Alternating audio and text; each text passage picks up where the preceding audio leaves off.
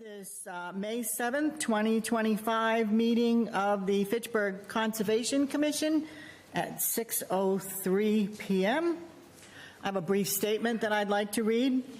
The Fitchburg Conservation Commission has 7 members who serve on a volunteer basis. The commission collaborates with residents, businesses, and organizations to facilitate compliance with the 8 interests of the Wetlands Protection Act. The Commission operates under the authority granted by the Fitchburg Wetlands Ordinance and the Wetlands Protection Act. Meetings of this Commission are subject to and abide by the open meeting law. All meetings are open to the public. However, this does not mean that the public participates in all aspects of the meeting. It simply means that meetings itself, including votes, are open for public view. Those remote attendees should have maintained microphones on mute for privacy. If you would like to speak, use the raise your hand function to alert the agent of your intention to comment. The Commission requests that comments be limited to no more than 5 minutes in the interest of time. Please be advised that FATV is live streaming and recording this meeting. If a member of the in-person audience is recording this meeting, please identify yourself for the public record. Seeing none, please put all devices in silent mode, which I have to do also. And at this time, I would like to call the roll, please, of commissioners in attendance. Commissioner Christian. Here. Commissioner Donnelly. Here. Commissioner Pelletier. Here. Commissioner Tantanarowat. Here. Commissioner Wallace. Here. Commissioner Jacobs here. Also in attendance is our conservation agent, Ms. Harlan Jamie. And if I could, Commissioner Tantanarowat, would you lead us in the Pledge of Allegiance? If everyone could stand. Pledge of allegiance to the flag of the United States of America and to the republic for which it stands, one nation, under God, indivisible, with liberty and justice for all. Thank you very much. Please be seated. And we start with announcements. Harlan, do we have any announcements today? None. Okay. That makes it easy. Very good. Let's move on to our first item on the agenda, which is a request for determination of applicability. This is not a public hearing. This is a discussion. And this is 1 Simonds Road, British American Club, vegetation removal and site cleanup. Who's speaking to this? If you could, have a seat at the table if you'd like, and state your name and city of residence for the record. Good evening, Commissioners. My name is John Ricciuti. I live at 438 Madison Street in Fitchburg, and I'm the president of the British American Club. Very good. Welcome. Patricia Cox, 99 Temple Street, Fitchburg, Mass., Secretary of the British American Club. Okay, very good. Harlan, I know you're working over there, but do we have fees collected for this application? No, the applicant requested to speak to the commission so that he can have a waiver, and it is my recommendation to the commission that the fee be reduced to 50%. Okay. I would ask then in that case that for consideration, is the club a 501c3? It's a nonprofit? It is a nonprofit. Okay. We haven't got our 501c yet. We've got to apply for it. We lost it some years ago. But we've been nonprofit since 1933. Okay. I know you're in the process of renewing that application. Do you have anything that you could provide for us from older records that would substantiate that? Again, we don't, for nonprofits, we give consideration, but not just fees are fees, and there are administrative costs with administering all of this. So, yeah. If you could work with her, Lynn, and even if you have one of the old records, one of your tax filings that, you know, what you were a nonprofit and that you have been a nonprofit all those years, then I would say yes, because they usually, fees are reduced then 50%. Does anybody have any questions or concerns that, in that case? Commissioner Donnelly, Commissioner Wallace? Okay. Just a question. How far along in the process of reapplying for the 501c? Well, we've got the paperwork all filled out. I'm waiting for an attorney to go through it to make sure that we're sending in all the proper paperwork so that we don't bounce it back all the time. We haven't filed our quarterly for March because the treasurer we have didn't understand that he was supposed to send it in. So we're back on that. So I can't send that paperwork in until the quarterly is sent in. And we're working on that. But we'll work with whatever we need to work with. Okay. No problem with that. We just need some documentation that over the Sure. years that, you know, because we understand paperwork challenges and stuff like that. But if you can document that over the years you have been a nonprofit, you still plan to be a nonprofit now, then we would offer you a 50% discount of the fees. Now, normally we would require that fees are paid before we open hearings, since this is an RDA and it is just a discussion to see whether or not you need to file a notice of intent. Herl and I would allow proceeding with the RDA discussion if you're okay with that. Yes. Okay. All right. Can you present your plan today then in the scope of work? What it is that we have some Chinese knotweed. We have a Phillips Brook that runs on the right-hand side of the club, which goes all around the club. We're looking to eliminate the Chinese knotweed along the riverbanks and on our property if we can, to open up so that we can put maybe picnic tables next to the river so people can sit there and watch the water or whatever. And two, we have a steam pipeline that we've acquired from the mills, and it's been there since 1963, I believe, and they just abandoned it. They took off all the asbestos and they left the piping. We'd like to remove the piping. It's an eyesore. I don't know how many people have been by the British Club and saw it, but it is an eyesore. We'd like to open up our property as far back to the river we can. And we have knotweed on the other side too, but we just want to extend our property all the way to the river if we can. Thank you very much. We did visit the site the other day. Some of us had stopped by, and we were trying to determine what, because I know in your application it states old steam pipe near the parking lot cut to ground level, and we were trying to determine, you know, what that was. So it's all of the steam pipe. There's one that has, as is in the picture here, that has some contraption on it and whatever. Yes. And then you want to take out even the rest of the one that has the barrier. All the way to the river, because it goes across the river and it goes up the hill to the old mill that was used to be up the top there. And the water used to come out of Metaggets. So we would go to the river bank as far back as we can.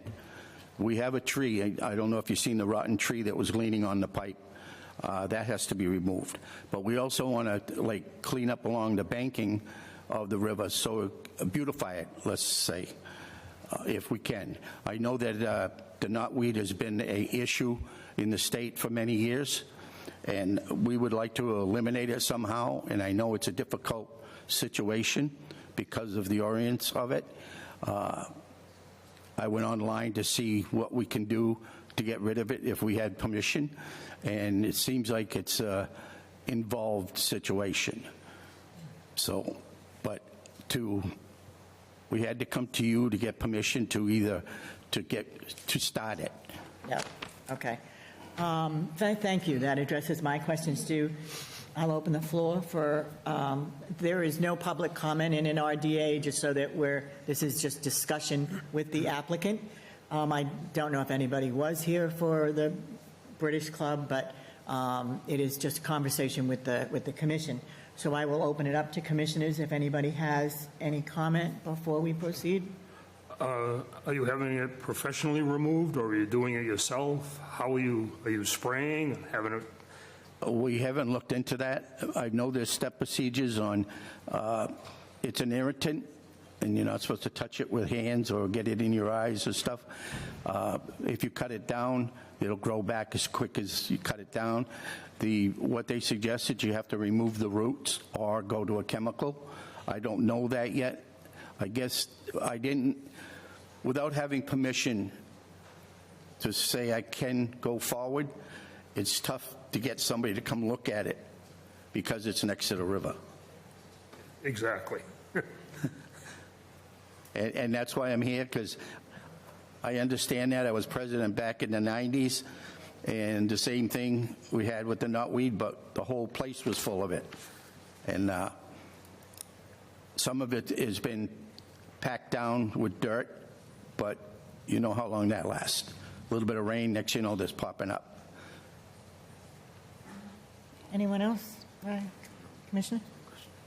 Yep. Do you have any plans to remove any trees besides the dead tree that you said was leaning? I would like to take some down on the property if I could, because a lot of it's brush and like dead trees and stuff like that. We're going to keep some trees because we want to. Okay. The future is to open it up and put a big tent out there with some picnic tables so people can sit under the tent during the summer. I'd like to put a couple of bocce courts out there and cornhole boards so that people can, whether, anybody can play. Anybody in West Fitchburg, anybody wants to come by or play, they can just go out back and do it. And then maybe down the road, to get a license to drink out there, but that's far down the road. So the trees that would be removed would be professionally removed? Yes, except for the brush, we'll just chop that down. Yeah. But we like to go up to the river. I don't want to go down the banking, because taking that brush off the side of the banking, it just makes erosion. So we just want to go to the bank, to the river. And if you can't, listen, if you can't make the decision tonight, I understand, and I do hardly have you come out. We'll go through it again. You just point out what we can do and what we can't do. I'm all in favor of that. I'd do a site walk. I'd like to see how far you'd like to clear, just out of curiosity. Yeah, I agree. Okay. You'll be surprised, we do have fish in that river. Yeah. All set, Commissioner? Commissioner Donnelly? Just, did you say you're going to cut off all of the pilings that supported the pipe, or are you going to cut them off or excavate, remove the footings, whole the concrete? We're not going to remove the concrete because it's too deep. We would have to dig into the side of the wall of the river, and that would be costly. So we're going to just cut the pipe either level or leave a couple of feet high and use it for use it for a barrier or something. You think that's the best solution? To cut it and leave the foundation, or to remove the pipe in its entirety? Well, let's put it this way. If I had $20 million, I think I could do it. You mentioned the depth of the concrete. Have you taken one out yet? No. How do you know how deep it is? Because of the railroad people that we've talked to that put it in. It's pretty deep. Uh-huh. And the likelihood that knotweed's there is because of since the buildings came down, fill has come in, and knotweed comes with new fill and disturbed soil. So the likelihood is it was invited there, and it can be removed, but that's a process. I think the commission's looking for you to tell us what you're going to do specifically, then we can determine whether it has and I mean specifically. You said to cut the pipes off. That was specific enough. Whether it's the best solution or not remains to be seen. And then you want to go to the river bank. That's pretty close. I guess you can do it, but we don't know how close. We don't know any gradations other than we walked out there, and we didn't go to the back of the steam pipe, so we don't know the length of that, the length of the pipe, and how close you're going well, over the river. So, yeah, we need those answers, and we can't drag them out of you. I think you gotta bring them to the table. Well, I'm here to get professional on how to do it, because you say that might be not the best way to cut it down. What suggestions do you have? Well, I know that if you cut it off, then you still can't do anything beneath there because it interferes with anything you want to do, subsurface. But if you took it out, now you have a clean slate. You could do more with that land without the concrete footings there, pads there. So looking forward, I'm thinking of you. You don't want to bump into them at a later date when you want to use that space that they occupy. And some of that might be answered if we do go all on a site walk. I mean, some of us have been there, but a further site walk with someone from the club to kind of on-site explain a little bit more of what you would like to do. And then now we can see how close to those footings put them to the exact edge of the riverbank. Because as we said, we didn't walk all the way out on the steam trail. But as it applies to the determination on the RDA, I think we may have enough to start the process of going forward with a permitting. I'd want you, excuse me, but I'd be more than happy. You tell me what time, what date, and I will be there, and we'll walk the property, and I'll explain to you what we'd like to do. Okay. Commissioner Wallace, any questions? Just this picture. Yes. Are both of these the pipe? Yes. Question, is there more pipe? It goes all the way back to the back of the property, and it stops at the river because it crosses the river. Okay. Okay? We don't want to go into the river and take anything down. We want to just take it off of our property so that we can beautify our property. Because we did go to the companies, the mills and everything, and they told us that they had a 100-year lease and they weren't going to do nothing. So they took all the asbestos off and left the pipes, and they left town and left us the pipes. You should say thank you because they did the heavy work. Well, Yeah, the asbestos is the problem, yeah. All right, there being no other, anything else, any further? Herlin, do you have any other questions? On site, when we went, it just seemed to me those pipes were very close to the riverbank. How much square footage are you looking to gain by removing them, and what structures are you looking to put up there? I understand that you want to put tables or maybe a tent, but that didn't seem really feasible when we were there. It was a pretty significant drop-off right after the pipe. Yeah, that would be further back, I would assume, in the level be in the area. middle of our property, not on the river, nothing along the riverbank. All we want to do is just open it up for viewing. Okay, I'm asking for the relevancy of the removal of the pipes. My opinion is and maybe I'm getting ahead of myself, but if anything more than the picture that was referenced above is to be removed, I would suggest the commission require an NOI. Okay. But if it's not... But you question whether or not there's a necessity other than Correct. the visual impact as to whether or not we want to disturb the riverbank. Correct. That's exactly what I'm trying to get at. And that's why I don't want to remove the footing, because I would have to disturb the riverbank. If we cut them down to ground level, grass can grow around it, over All it. right, so since you are amenable to, let's get on site and detail a little bit more about what the scope of the work is that you would like to do, that would also help us determine whether or not you would need to file a notice of intent to get an order of condition to do that work. I think we do have enough concerns that we want to understand what you want to do and where you're going to be working.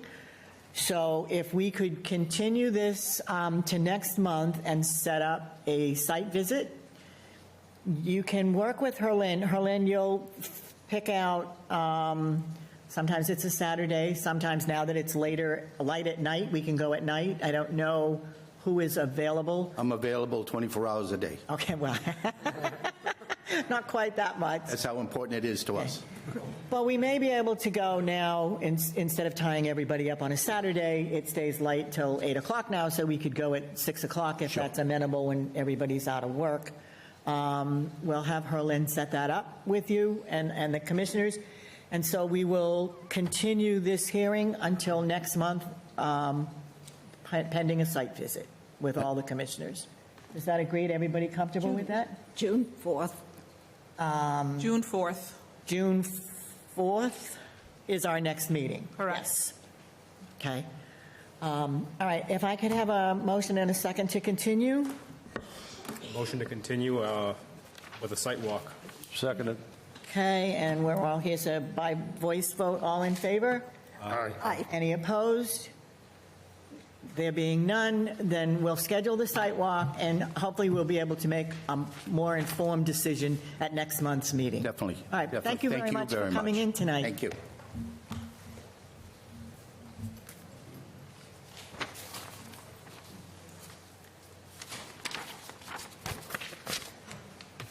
Okay. Next on the agenda is Oakhill, notice of intent for Oakhill Road. I will open the hearing. The commission opens the public hearing for notice of intent, Oakhill Country Club Solar LLC Solar Array Shea Street. This is continued from our February 5th, 2025 meeting. Mass DEP number 1550735. And before we get started, Herlin, I understand that we have a development that you would like to inform us of, please. Sure, I received an email from the engineer today, and I just would like to read it. It says, on behalf of Oakhill Country Club Solar LLC, we respectfully request to withdraw the notice of intent application currently before the Conservation Commission for the proposed project on Shea Street, DEP file number 155735, without prejudice.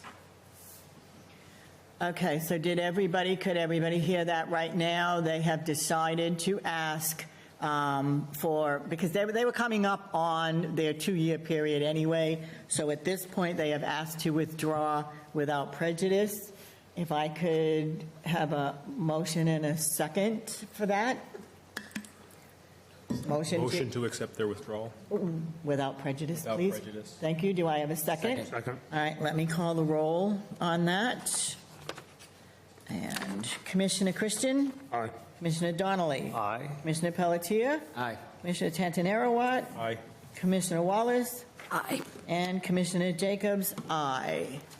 So at this point, the petition is passed, the application has been removed, but without prejudice will mean that they have the opportunity to come back in at some point should they choose, but that would start the whole process again with a butter notification and all of that. So we appreciate all your comments and being here tonight. Thank you very much. That's what I was waiting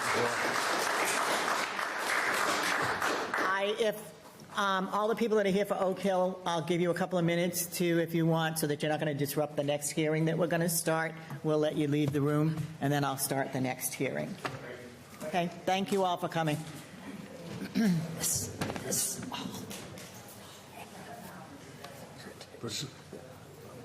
So we went out there, and that right there, we don't know how far back it goes. We could see that pretty easy. But This it goes, way. Then it crosses the river, and they want to take it right back to the end of their property, crosses the river. So they're talking about right now just cutting and cutting and cutting. Pretty painless if they're just going to cut there. Pretty painless. But he wants to beautify the riverbank. Everybody. Okay, are we ready to proceed? Riverbank? Whose eye? All set. Let's move on to our next item, which is Townsend Street. Townsend Street Realty and Trust. Justin, welcome. So this is, the commission will open the public hearing for notice of intent. Townsend Street Realty and Trust, plan unit development for residential buildings at 0 Townsend Street. This is continued from April 2nd, 2025. Mass DEP number 1550754. And who is presenting for this evening. So for the record, Justin LeClaire, McCarty Engineering, here tonight on behalf of the owner.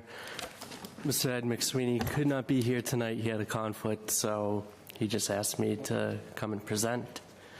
So last time we were in front of the commission, we had the majority of the site design done. We were waiting for planning board approval. We had some design changes that we need to make that impacted their approval.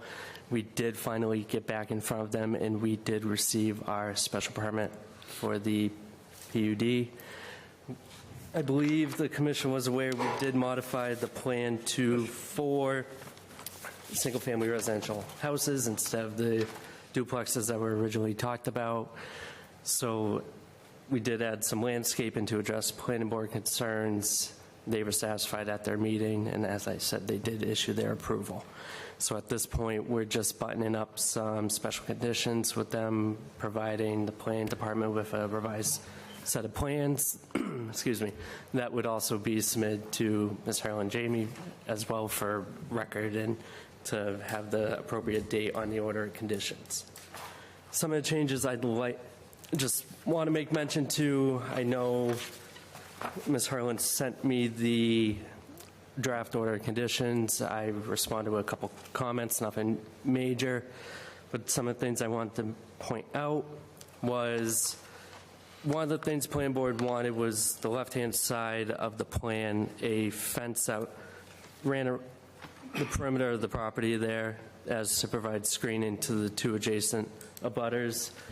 So up at the, excuse me, top left of the plan, there was the fence would come around the corner of the property and tie off.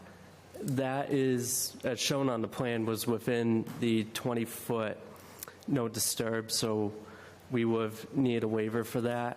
After discussion with that abutter who had requested the fence, they're willing to work with us and bring that fence further up the slope as to get outside of both the 20 no disturb as well as the 25 no structure. So that would be one thing that would be modified from the plan that you're seeing right now. This is the house on the left? So not the one on the front left, the property to the left of that one. So the second house in? Yeah, second house to the left. Yep. And they want a fence in the back? They want a fence in the back. The way that it is their site is a little bit higher than where our site is in the back. And we didn't have the topography on the left-hand side at the time. So we had shown the fence on our side of the property line. Again, after discussing it with them, they would like us to move the fence up the slope, which will put it on their property, and they're okay with that. But it would get it outside, again, the 20 and the 25 buffer zones. So that'll be a change to the plan, both to address the abutter planning board and satisfy the commission with not having a structure within the 25 and disturbing the 20-foot. Harlan, are you comfortable with the location that Justin is talking about? Can we point that out? Because I'm not sure I'm looking. Is it here, Justin, like right here? Nope, go left. So the very, yeah, up in that corner. I see it. All right. So this is the fence. Yeah, the fence is about a foot, 2 feet off the property line. But up at the very corner is where it comes into 20-foot, which was modified as part of the peer review delineation. Yeah. So that's the spot where they're willing to work with us to get it outside that buffer. Okay.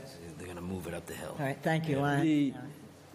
The other point of discussion I'd like to make is on the right-hand side, the proposed infiltration basin.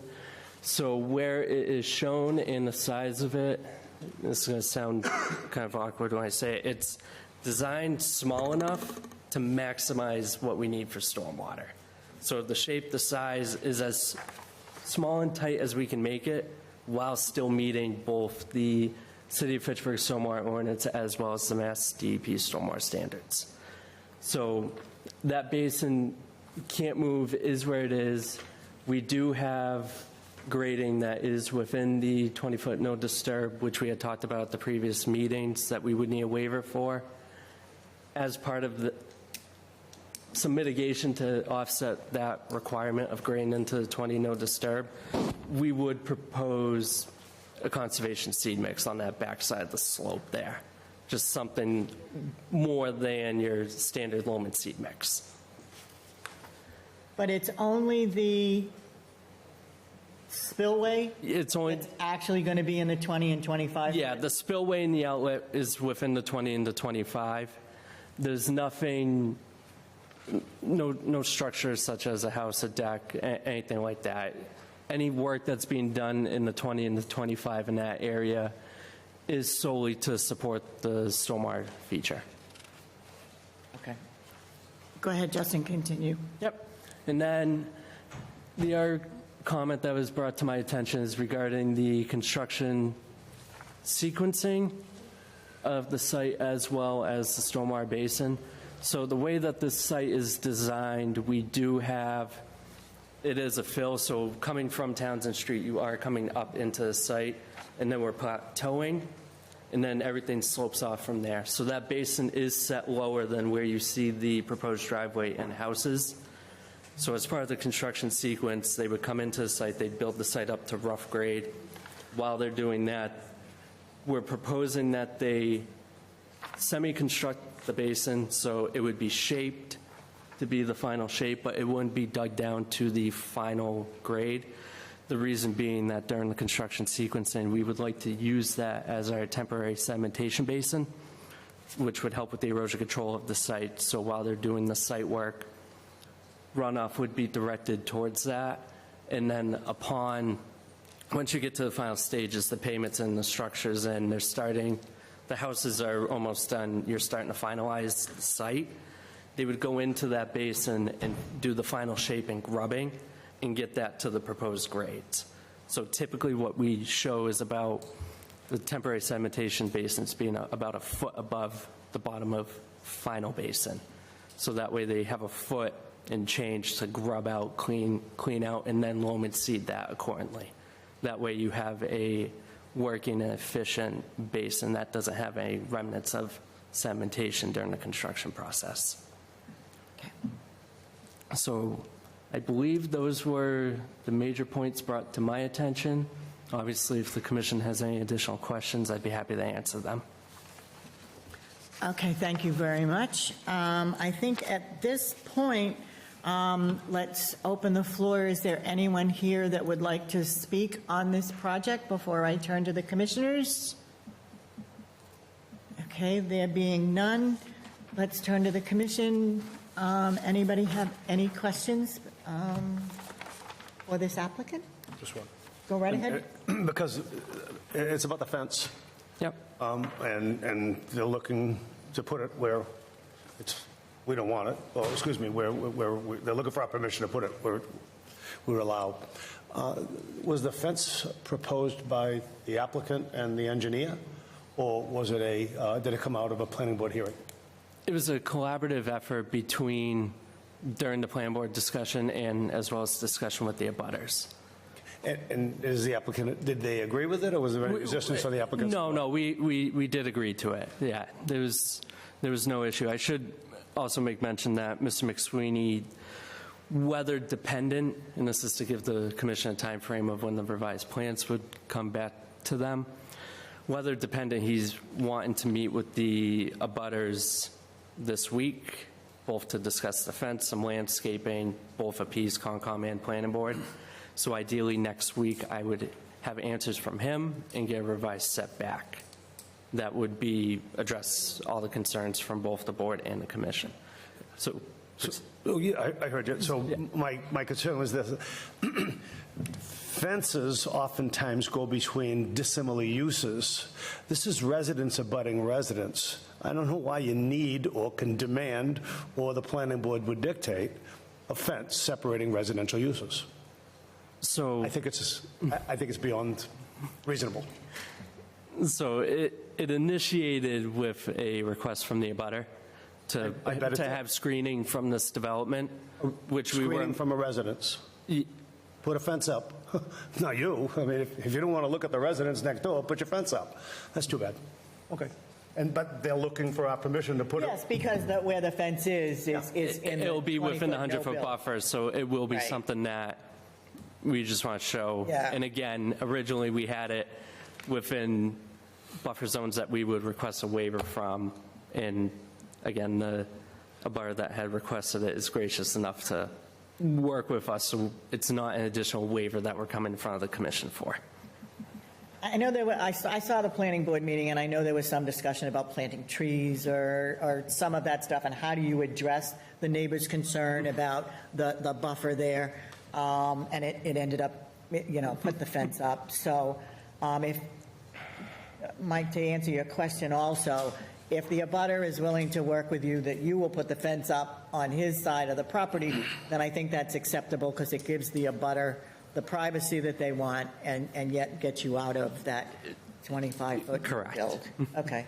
So, anyone else? Commissioner Wallace? Nope. Okay. Thank you. I just have a couple of things. Are we talking about the need for any replication areas anywhere is because we are in that area, or because it's not something that we want to do, but we do understand the need for that spillway to be where it is. So we weren't proposing any replication areas, as it's a buffer zone, it's not a wetland. I know originally, way back when we came in front of the commission, we were proposing a wetland fill, where we were proposing replication.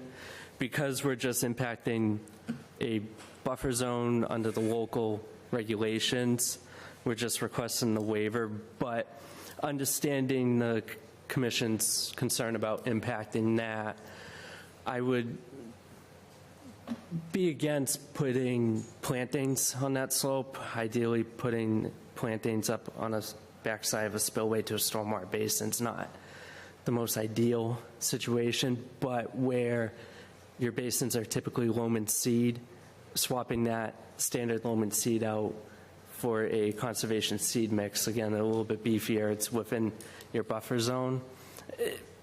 I see that as an amenable give to the commission. I did talk to the owner. He was fine with that as well. And if the commission wants loam and seed within the 25 no structure from intersection of the tree line in the buffer zone to intersection of the slope in the buffer zone, or if they want that, it is a 3-to-1 slope that runs parallel with the stormwater basin, tying into the back of that house middle right. I think if they wanted that loam and seed with the conservation seed mix, I think we could do that. My initial thought was go from where the grading intersects between the grades and the 25 no structure on one side to the intersection of the grading and the 25, and then down to the limit of clearing. Kind of that rectangle, have that be your conservation seed mix. So we've recently looked at some projects that have had some fairly steep slopes, and to help stabilize that until some of the seed mixes take place, we did some jute matting or something to kind of stabilize everything and then plant on top of that. So what we've been proposing to other commissions in other municipalities that it's been well received so far is, and I can even add the note on the plan, it's a FlexTerra, I think it's high HPG, I think.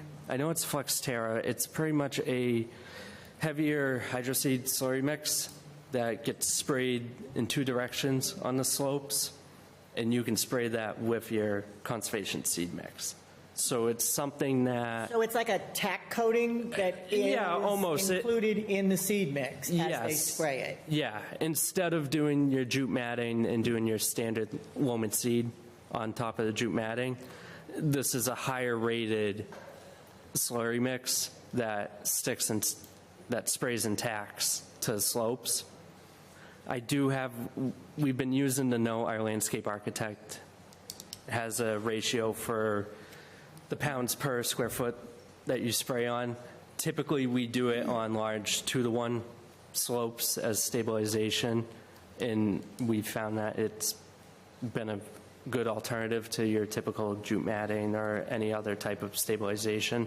All right, so I think if you could get us some information to Herlin on that product, and maybe some quick reviews and results that you have, then I think that sounds like it would be acceptable that we could go that route. Yeah. And that might be interesting, because again, as we said, we've been working on other projects with jute matting and stabilizing the slope and then planting, but this may be another option. Is it, and I'm not, you don't have to get into it too much, is it much more expensive than doing it the old way?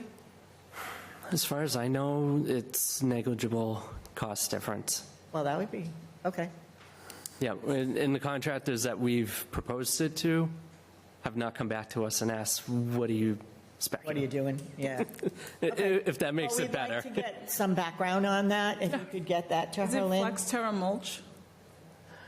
It's not mulch, it is a hydroseed slurry Yeah. mix, but it is in that same, So I if you believe ever it's the same drive company. If you ever drive by Route 2 in Lancaster, where they did the solar array, there used to be like a golfing. oh, the old driving That's range? what they did there too.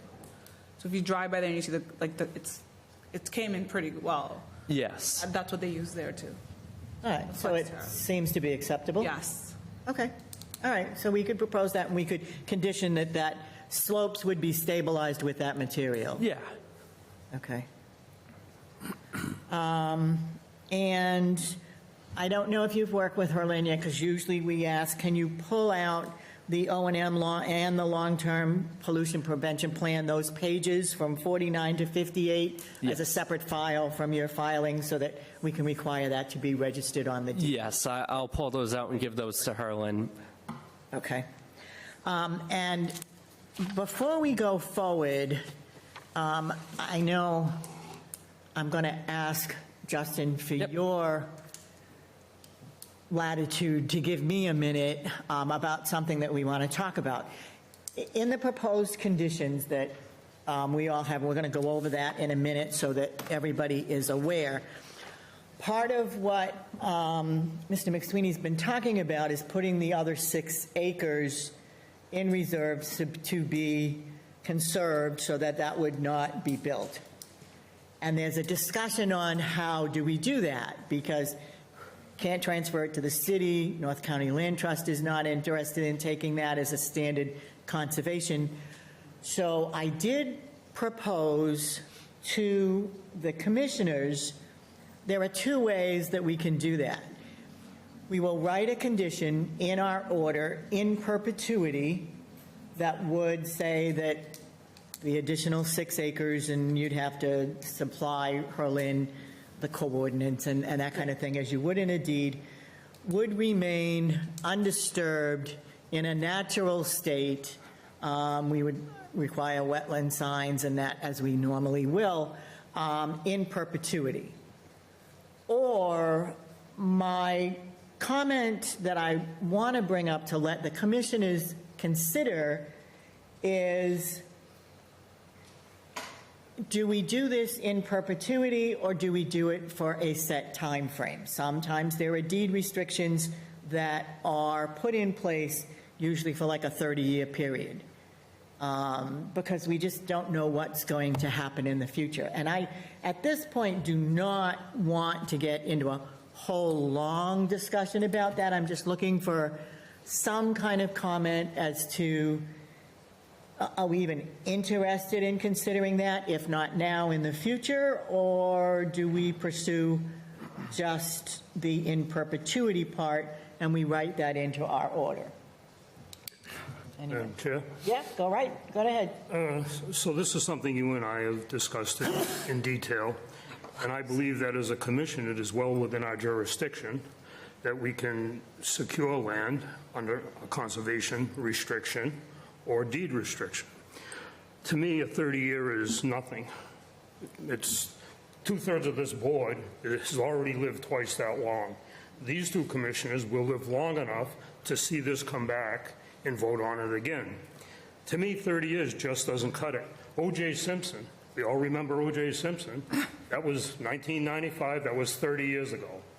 So as a commissioner, I would like to see it be in perpetuity. And my reasons for that are, Mr. McSweeney gets to build 4 houses with 75-foot frontage. He's getting to build 4 houses in there. 4 new families get to move in there. There's a buffer zone for those 4 families and the houses behind it, just in case the kids want to put down the Game Boy and go play in the woods. And lastly, it's wildlife habitat. I don't see why, as a commission, we would go down the road of 30 years when the brass ring is right there. We have the right to make it in perpetuity. And the city still gets their taxes because we don't have to take ownership. I don't see the downside. If you have a downside, I'd certainly like to hear it. Thank you. Thank you, Commissioner. I'd like to go down the line. Commissioner Pelletier, any comment right now? And I don't expect yes or no's right now. I'm just saying that as we talk about these properties and how are we going to manage them or not manage them in the future, do we say that maybe in 30 years another commission should look at it and see, has the topography changed, has the climate changed, has anything else changed, or is this still something that they want to continue? That Or is do we all take the I'm- foresight to do the right thing as we have the opportunity? And that's always our option. So, and if you don't even, if you have no opinion right now, that's okay. I just, sometimes we have to look at ways to pursue things, and then since we're doing it with this project, we're using you as an example. Sorry, Justin, for a minute. It's quite all right. So if there's no comment for right now and you still need to think about it, that's okay, Commissioner Pelletier. It's fine. I think, I mean, we have the right to put that into perpetuity, and I think that's, if we're protecting the future, I think that's a good way to start, as opposed to giving an, like, if somebody really needs that land 30 years from now, people can change whatever they really want. You know what I'm saying?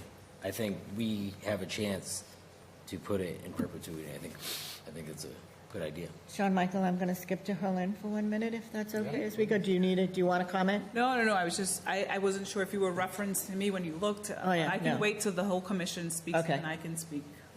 Commissioner Tantanaro? Regarding this property, I do see the benefit of a 30-year restriction and a forever perpetuity. Looking at this property, having walked it once, I would say that this is a property that would be worth preserving for the neighborhood for future generations. I think down the line, as we're seeing more properties being developed, the option should be building up and not removing the wildlife that we have here now. I do see a 30-year restriction being beneficial for certain properties, maybe something that's easily accessible. This property here, they're going to bring in a lot of fill, right? So to develop behind where they're already bringing in a lot of fill, where it drops down, I imagine would be an expensive build. And I think these pockets of wildlife are necessary as we're moving towards the future. So I do see the value of a 30-year, but for this property, I would say it's best to preserve it Okay, to the best thank of you. our ability. Commissioner Donnelly? The homeowners are going to be asked to pay for stormwater facility maintenance and management, and at the end of 30 years, they're going to have a pool of money, perhaps, and that's going to have to, I guess it's another hoop for them to jump through to dissolve. Should it dissolve that protection? Now they get money, they have to divvy up, and where does it go, or whatever. It's just another entanglement that they'd have to deal with at a later date. Something to consider. That we don't have to, but I'll be here 30 years from now, but I may forget it. I might forget. So that's something to look at, that if you free it up in 30 years, it opens up other cans of worms as well. If it were in perpetuity, you could resolve that. What we need is a vehicle of conservation lands so that we as a board could use it, a cell tower, a farm. I mean, if we could lease it to the farmer above, but it still remains open space and not developed. That's all. Thank you. Commissioner Wallace? I think Sean said it succinctly. We need to think about the future and the wildlife we're impacting here. So perpetuity, I think, is a good choice. Thank you. And I apologize, but I'm just, this is a discussion that we're going to have with more and more of these lots that are going to come up. And there have been some times that we've done, we haven't, not this board, but other boards have done deed restrictions within 30 years. And so I'm just asking this board to take a look and say, you know, do we sometimes want to pursue that, or do we want to pursue in perpetuity? And it appears that the consensus is that we still write orders in perpetuity. So, Herlin, do you have any other comment before? No, I think I also agree with Sean Michael. In the beginning, I was for 30-year restriction just because of changes in climate and topography, but that part of that lot is not accessible, and to have some development come through 30 years from now would probably be an egregious thing. If we can avoid that now, might as well do it. Okay, thank you. So I just want to, sometimes you got to, as a board, look at where are we going and where are we heading and what are the options and what is the stage that we're setting for in the future. And that's all this discussion is about. And I appreciate everyone's input. But Herlin, what we will add to the conditions that have already been set forward in all the discussions that we've had so far is that 6 acres will be set aside in perpetuity. By doing that in the order of conditions, that equates a deed restriction because that is going to be restriction on the deed in perpetuity. That is how Mr. McSweeney will have to proceed with the rest of those 6 acres. It will be the responsibility that order will be on the master deed that will be created from the homeowners association. And am I missing anything there, or do we need to? No, because then when they get their COs, their COCs, I will then continue that. And they're in perpetuity, yep, so that'll be registered, it'll all be registered on the master deed that is going to get created. Okay. Joyce? Oh, there's somebody with their hand up? Yep. Yeah.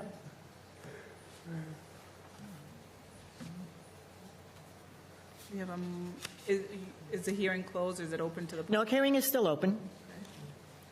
Are you taking public comments? Yep, if there's someone would like to speak, I can't see who Margaret.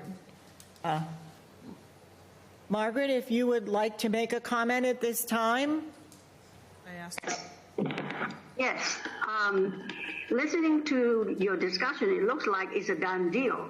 What kind of recourse do we have? We weren't even told, or we didn't know until today I spoke to Herlin, that the planning board has already given them the permission to proceed.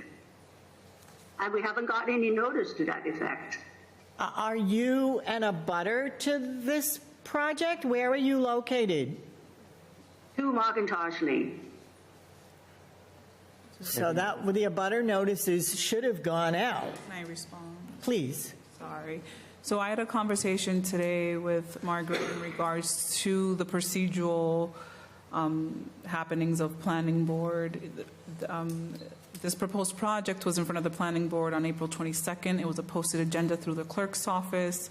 Under Mass General Law, notifications go out to abutters when a notice of intent is filed through the Conservation Commission, as well as when a special permit or a site plan review is filed through the planning board. We are not required to notify abutters of continuations. For planning board, once a decision is filed, written up, and submitted through the clerk's office, then abutters are notified, and there is an appeal period that happens. I'm not sure of the specific date, and I advise Margaret to please reach out to Chantel Fleck, who's our principal planner, and that I could advise her on what her options were when it came to conservation. That's a discussion that we can have via phone or in person once a decision is filed, and it's the same for everybody else. Abutters have rights to appeal. There's a process in place. I am allowed to give her guidance on that, and that only happens once a decision is made. Okay, thank you. So, Margaret, we did get all the abutter notification cards went out, so you should have been notified when this hearing took place. Justin, I'm not sure when you first came. January? I mean, we have been talking, this is not the first meeting, so it's been on the agenda for several months now. And I'm sorry you didn't recognize that, but we are preparing to move forward. Well, like I said, I just learned about it from Helen this afternoon when I called to confirm the meeting. The thing is, we actually attended the April 2nd planning board meeting, and they said they actually were going to move it to sometime this month. And so I have been, looking through the website for the agendas to see when the meeting is going to be. It was never listed.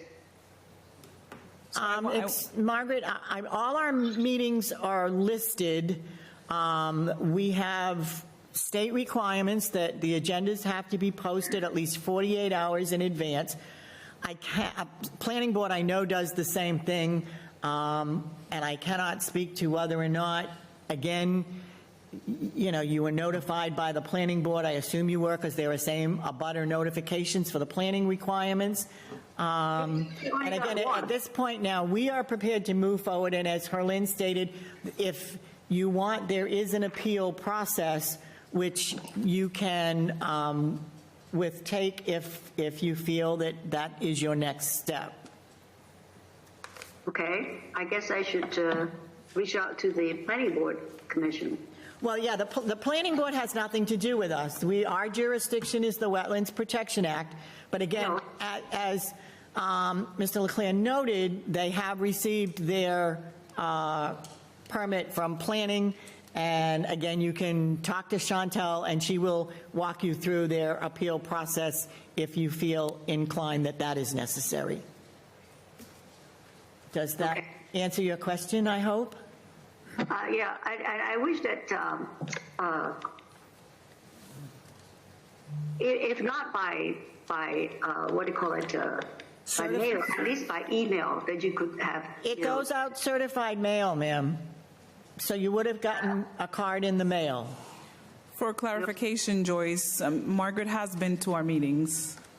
She's been here before. Okay. I think there's a confusion between planning board and conservation. She said she went to the planning board meeting April 2nd, except planning board meets the last Tuesday of every month, so that would have been April 22nd. Okay. We met. The first meeting was the second when we attended it, because they said they're going to move it. But anyhow, it's just that we did attend it online. And that's why I know the planning board, because there were discussion of, I know which board it is, because there is a zoning board and all these boards. So I always go down your agenda to see who is having a meeting. That's how I came across you guys, because I was went online to make a payment. So I went down and found, and that's why I found your meeting. I found it yesterday.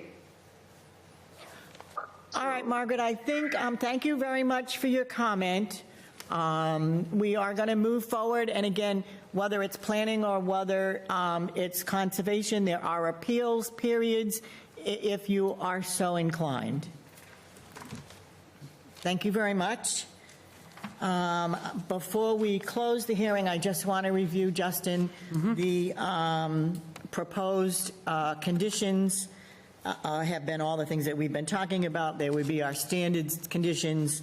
Additional special conditions would be that order of condition applies to any successor commission notified 48 hours before the site engineer is to keep a copy of the order on file. Disturbed surfaces need to be permanently stabilized, loomed, and seeded within 2 weeks of the finished grading. Commission reserves the right to write additional orders while in the field. Applicant shall record the order of condition at the Worcester County Registry of Deeds. I mean, all of the standard special care should be taken for slope stabilization. As far as it goes to the perpetual conditions, as stated in the plan's general notes, no stockpiling of material in the jurisdiction within the wetlands ordinance area. All fill material shall be certified by the site engineer to be clean fill and free of undesirable materials and debris. To minimize potential erosion, stabilization of the site is required before beginning of construction, and a full printed copy of the O&M and the pollution prevention plan shall be provided to responsible parties post-construction, which will be the master deed when it's created. And again, perpetual conditions will be the homeowners association will be formed, stormwater management, and that must be recorded on that master deed. Any detention basins and stormwater management outlets to remain in perpetuity. And again, the one that we just added.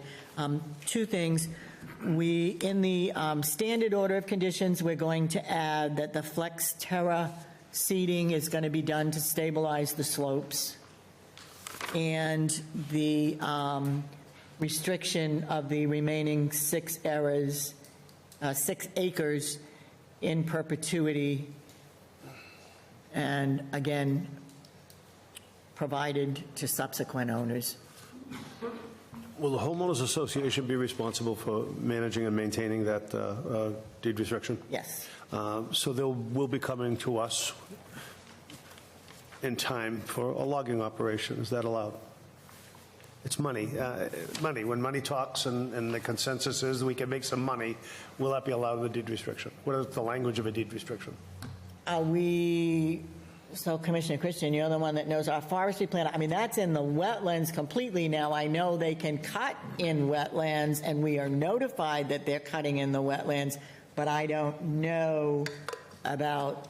We determine whether it's going to or not, and if we don't, it'll come to us, and they'll have a right to do it. So I have no idea, because the deed restriction that you're talking about isn't even in the same chapter as a conservation restriction. Right. Conservation restriction is registered with the state. It's a 23-page boilerplate document, and then it goes on from there. I am completely unaware of the type of deed restriction for the 30-year or in perpetuity. That's something you're telling me exists. I know nothing of that. All right, so to your concern, Mark and Justin, we can modify, Herlin, that line of the order that the 6 acres remains undisturbed, including unforested, in perpetuity. And let them. I don't see really why that. I don't see why that matters, because a conservation restriction is business as usual, whether it's a farm operation, logging operation, anything that's allowed is allowed, I believe. Yeah, so Ownership has its privileges. So conservation restrictions don't necessarily prohibit you from logging, like what he's saying. It's still allowable. Right. They would just need permission from CONSCOM. Exactly. That's how I see it. Unless, can we write it in? And I mean, how much are they going to get out of 6 acres if they logged it? We cannot write it in. Okay, Yeah, so then, Mike, that answers your question. We can't do it. They'd have to come before us anyway. I'm happy with that. So then we can't. Explain to me why they would have to come to us for a logging operation. In a Yeah, wetland crossing. we would be notified by the forester Correct. that they're going to do that. They don't have to get a permit Just from like us. Mark said, it would be business as usual. They would reach out to DCR, file a forest cutting plan, and then we'd get notification like we do for And if every it's other. not on 61, then they can't go the agricultural route. Correct. And just run through the wetlands, where on agricultural, anything goes. So I believe they'd have to go to the Concom down the road. Is 6 acres, try and find a logger that's going to bother with 6 acres. Yeah, exactly. And the other thing is that if we write the order to say remain natural and undisturbed, That- what does that encompass? Yep. And somebody challenged that. Okay? So, Herlene, if you want to make note of that, remain natural and undisturbed, and that will be in the order. Is that okay? Yes, I wrote it undisturbed and in natural state. In Okay, perpetuity. perfect. All right, does that answer your question? Oh, yeah. Okay. Do I have any other questions or comments, Justin, on the order? No? Okay. All right, that being the case, then if there are no other questions, the hearing none, we're going to close the public hearing. The chair closes the public hearing at this time. We will move to deliberations. Does anyone else have any comment before we move to a formal vote? Anything? And if not, I'll take a motion and a second to approve the project with the conditions as stated. Motion to accept the plan as submitted with the Conservation Commission language. Okay, second, anyone? Second. Okay, let me call the roll. Commissioner Christian? Aye. Commissioner Donnelly? Aye. Commissioner Pelletier? Aye. Commissioner Tantanerawat? Aye. Commissioner Wallace? Aye. Commissioner Jacobs? Aye.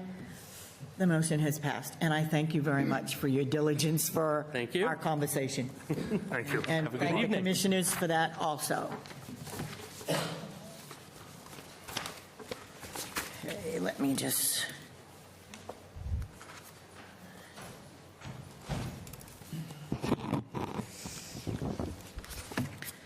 Okay, our next item, as soon as I can get to that, is Marshall Road. Who is here to present Marshall Road? Okay, thank you. The Conservation Commission will open the hearing for a single-family home by Jose Espinola, Lot 4, Marshall Road, map ID S1844. We do not have a DEP number, so we can open this hearing, but we cannot close a hearing and issue an order of condition at this time until we get a mass DEP number. And who is speaking on... Mark Helbag, design engineer of record. Okay, thank you, Mark. Good evening. Go right ahead when you're ready. Yes, thank you. So this is a notice of intent for a single-family home. This is buffer zone work only. We're proposing a 3-bedroom home with an off-street driveway and a on-site Title V septic system with the home to be served by city water. This is buffer zone work only. I did submit a revised plan because the contractor would like to request some temporary disturbance of the 20-foot no-touch for construction purposes during the project. And that's up on the board here now. And I have hard copies if anyone would like it. Could I?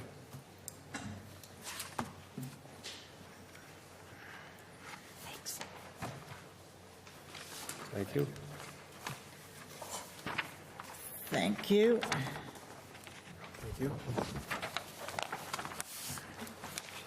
Thank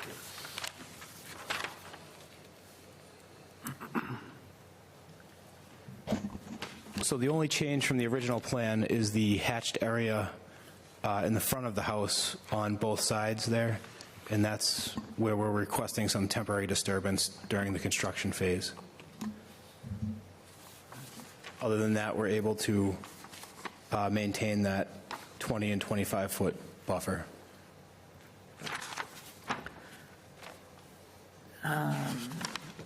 Okay, it's a challenging site. Yeah, I think this site was before you or a commission around 2006.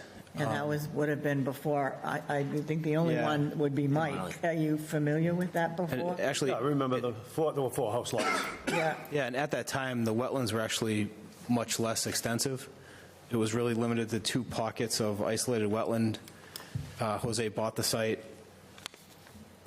with those plans in hand, hoping that that was the limit of the wetlands. Then when we got on site and saw the extent of the wetlands, it really limited what room he had to work with. So he's in a little bit of a hardship there. But that's not here nor there. I do believe it was probably marginal the entire time, and then at some point it was cleared. And I think that clearing may have actually caused the wetland to expand with the less trees, without the trees and the foliage kind of sucking up that groundwater. It kind of turned everything into a wetland. So. All right, at this point, I'm going to open the floor to public comment. Is there anyone here who would like to speak on this project? Seeing none, then I'm going to move to the commissioners. Who would like to start commissioners' comment? Mark? I have none. Commissioner Pelletier or Commissioner Tantanarowat, anything? What was the contractor's reasoning for having to disturb the 20-foot? The big thing is just for construction, just for ease of construction. It'll be easier to dig the foundation. It'll be easier to kind of finish the rear yard once the house is constructed.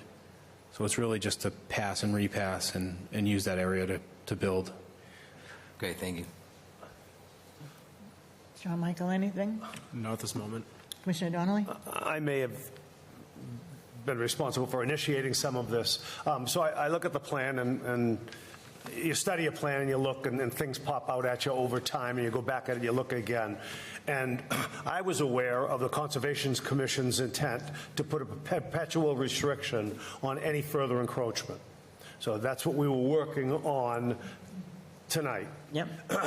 Then I look at the plan closer and I said, that being the case, you can't get by the house with any piece of equipment with a perpetual restriction. It wasn't feasible on the plan. The applicant didn't know about the plans that we had or we were formulating to discuss tonight. Okay. So, but I saw that, and I knew what we knew. I knew what we had it as a plan. And then I also see the fallback septic system. At some point in time, and I'll be here 20 years from now, that will fail, and they're going to have to replace it. And with a perpetual restriction, we can say they can't, but they can. They'll come to us, and they'll supersede our restriction, and they'll get it in. So I didn't think it was appropriate for us to put it, and then it's not either enforceable or whatever. But from a builder's perspective, we are ready to condition the project. We're ready to allow construction in the buffer zone, I suspect. I felt that way. But it really makes it difficult given the plan that we were submitted. So I thought before this meeting, he'd best come up with a better solution to present to us tonight because it was on the agenda. And if he didn't do it and we were surprised tonight by it, there might be another 30-day wait. That's all. So that was my take on it, and it still is. Commissioner Wallace, any comment? No. So I did have a couple of questions. The property owner, this house is going to be for sale? He's not moving to that location? Or do you know? I don't know that at this time. Okay. It might be what Commissioner Donnelly is referring to is the reserve area. Is that the secondary? Reserve area, at some point in time, that leach field will have seen its life, and you need an alternate, in order to put it in, you needed an alternate site for a follow-up septic system. So, yeah, if I could interrupt, the reason for the reserve area is it's part of Title V code. Okay. With any new system, you actually have to show an equally sized, suitable area for an alternate system. It's oftentimes not necessarily used, but it's part of the code that it is part of compliance. Okay. And are they bringing any fill? Because when we looked at the site, it does drop off. And do you know if, because are these elevations at the back of the septic system current, or are they bringing in fill where the house is going to be positioned? Do you, So the big need for the fill will be the actual septic system itself. We have relatively high groundwater out there, and the septic system has to maintain 4 feet of separation to seasonal high groundwater. With that said, we're bringing the system up in elevation, and you can see the 3-to-1 slope surrounding the proposed septic. Yep. So that will be the bulk of the fill area, and the house is going in front of that on the uphill side, so there's less fill around the house. The other point is there's a culvert that comes under the road. Herlene, do you have that picture? Because I do. when we were there the other day, Yes, let me- can you indicate where that is on the plans? It says Yeah. it says culvert on the plans. that Yeah, there you is- gave us. There is actually two, one near the property line, just north of the property line on Marshall, Okay. and then one off property about 100 feet down. So as I'm envisioning, so that culvert where we saw and where the guardrails are, the driveway is going to be closer to Fisher Road. It's coming in at the opposite end of the property. Yes, yep. Okay. Okay. That's fine. And those are the only 2 culverts that feed that area? Yep. Okay. So I only got a picture of the runoff from that culvert, but Yeah, because it was raining when we were there the other day, so it was, I mean, and Herlene, if pretty you don't, significant. yeah, okay. The culvert was actually kind of like down in the It's lower. compromised, too. That culvert is compromised. Yeah, it needs to be cleaned. Yeah. It looked like it was destroyed on the top at some point. Okay. So we're going to want to add that to the conditions that No, that, I don't think it's pertaining to the property. I think it might be. oh, really? Yeah. Okay. I'll address that with DPW. Okay, please do. Okay. To Commissioner Donnelly's point, we talked about this lot, and when you look at this and then you get out there and you see the wetlands flags, I mean, it is just massive. They're just everywhere because the entire site is just a wetland and a buffer zone because the flags are for buffer zone.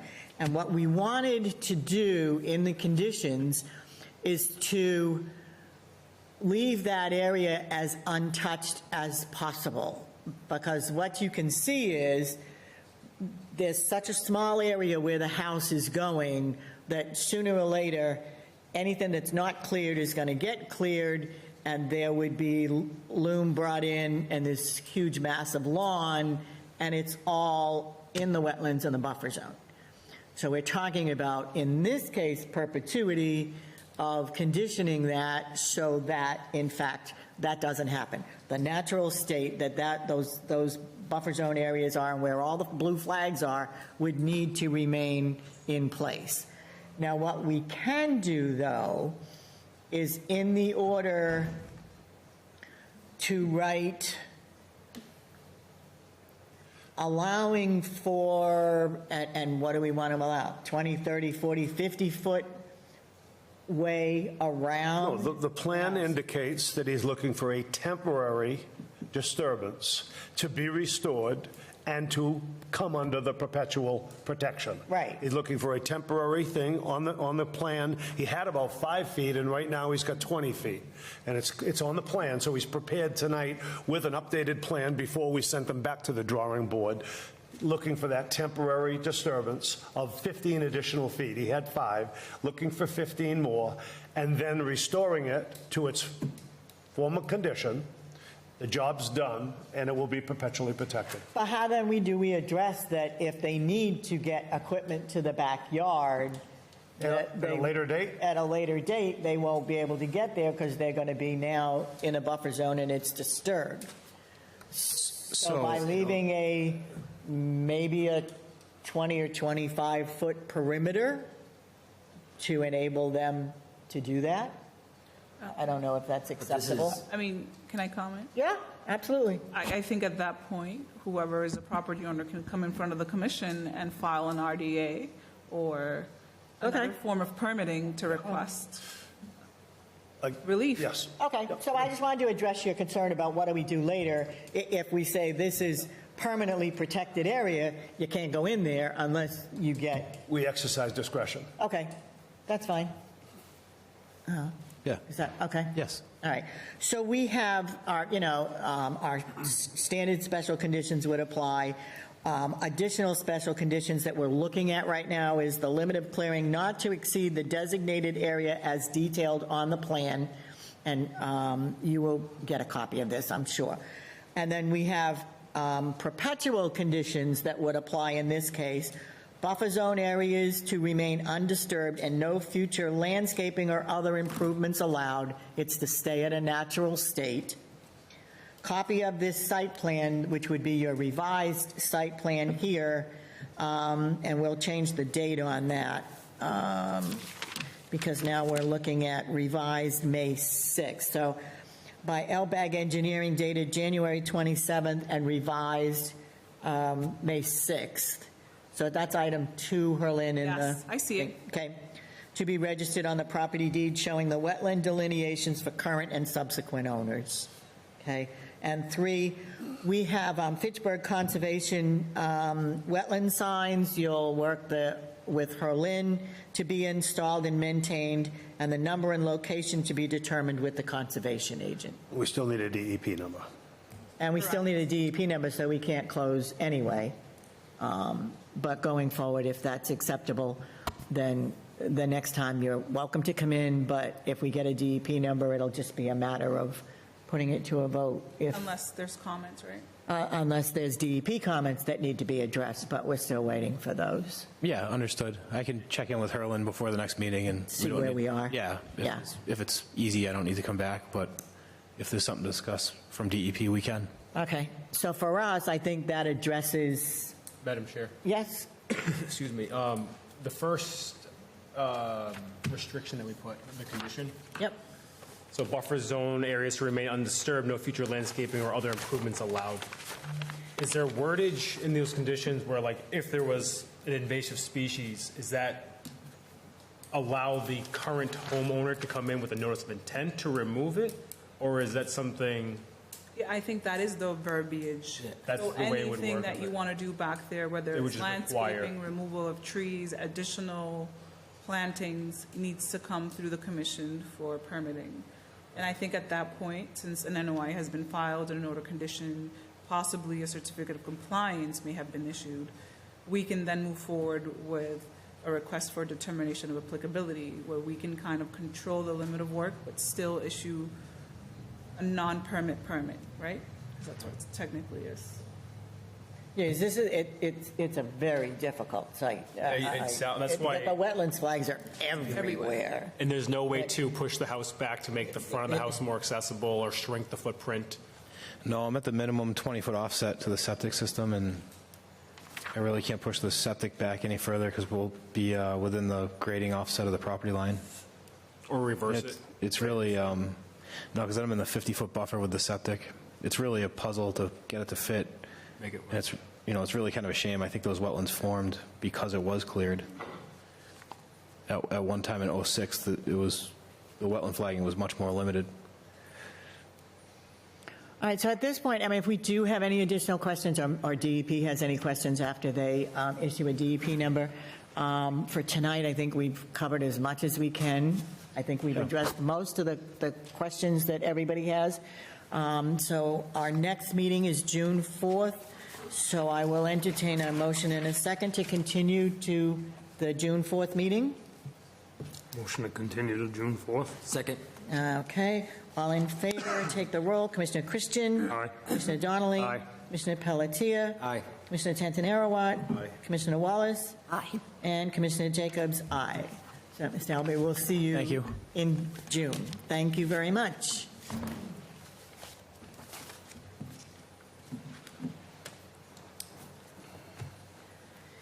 And our last public hearing is Crawford Street. Oh. Hi, Chris. Okay. This is the Conservation Commission will open a public hearing for a modification of an order of conditions, Fitchburg Land Property Owners, LLC, Crawford Street, City Map 143-1-0, DEP number 155717. And Chris, state your name for the record, and we can proceed. All right. For the record, Chris Anderson with Hannigan Engineering. Here before you tonight for the Fitchburg Land Property Owner, LLC, for a modification to an order of conditions that the commission issued back in 2022. Just as a quick overview, because I know there's a fewer new members to the commission that weren't around when we first did this. This property is located at 0 Crawford Street. It's a split lot between the towns of Fitchburg and Lunenburg. So we're filing with both cities and towns for the various applications. But currently the property is undeveloped. This is the old sand pit. It's been used by various entities over the years. It has a lot of fill, if you will, for lack of a better term. It borders the Nashua River on the Fitchburg side and Baker Brook on the Lunenburg side. The work that's located exclusively within the city of Fitchburg is immediately against the Nashua. Back when we did this permit originally back in 2022, the commission approved the project for a 367,000 square foot warehouse distribution building. Since that time, the applicant has done some preliminary geotech research into the site and has found that effectively the northerly portion of the property is filled with deleterious material that cannot be touched. So we've been working with the landowner and the applicant, and effectively what we're doing is having the project to construct an approximately I apologize, 183,000 square foot building rather than the 367. This will pull the limit of work for the building and other site features out of that area so that we're working it only in the clean area, and the existing area will remain intact. Everyone, if you don't mind going to the second page real quick. I only have one. There should be a couple of sheets in there. From the renderings? Yep. Oh. Hold on, this is not my computer. Oh, no worries. I should have said that first. Hold on. Yeah, it's just one file for me. Oh, no, 6. You're right. Which page do you want me to go to? It would be page 3. That would show the brunt of the work in the buffer zone.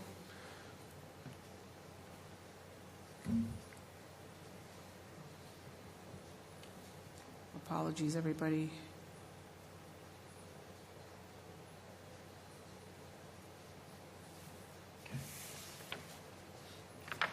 There it is.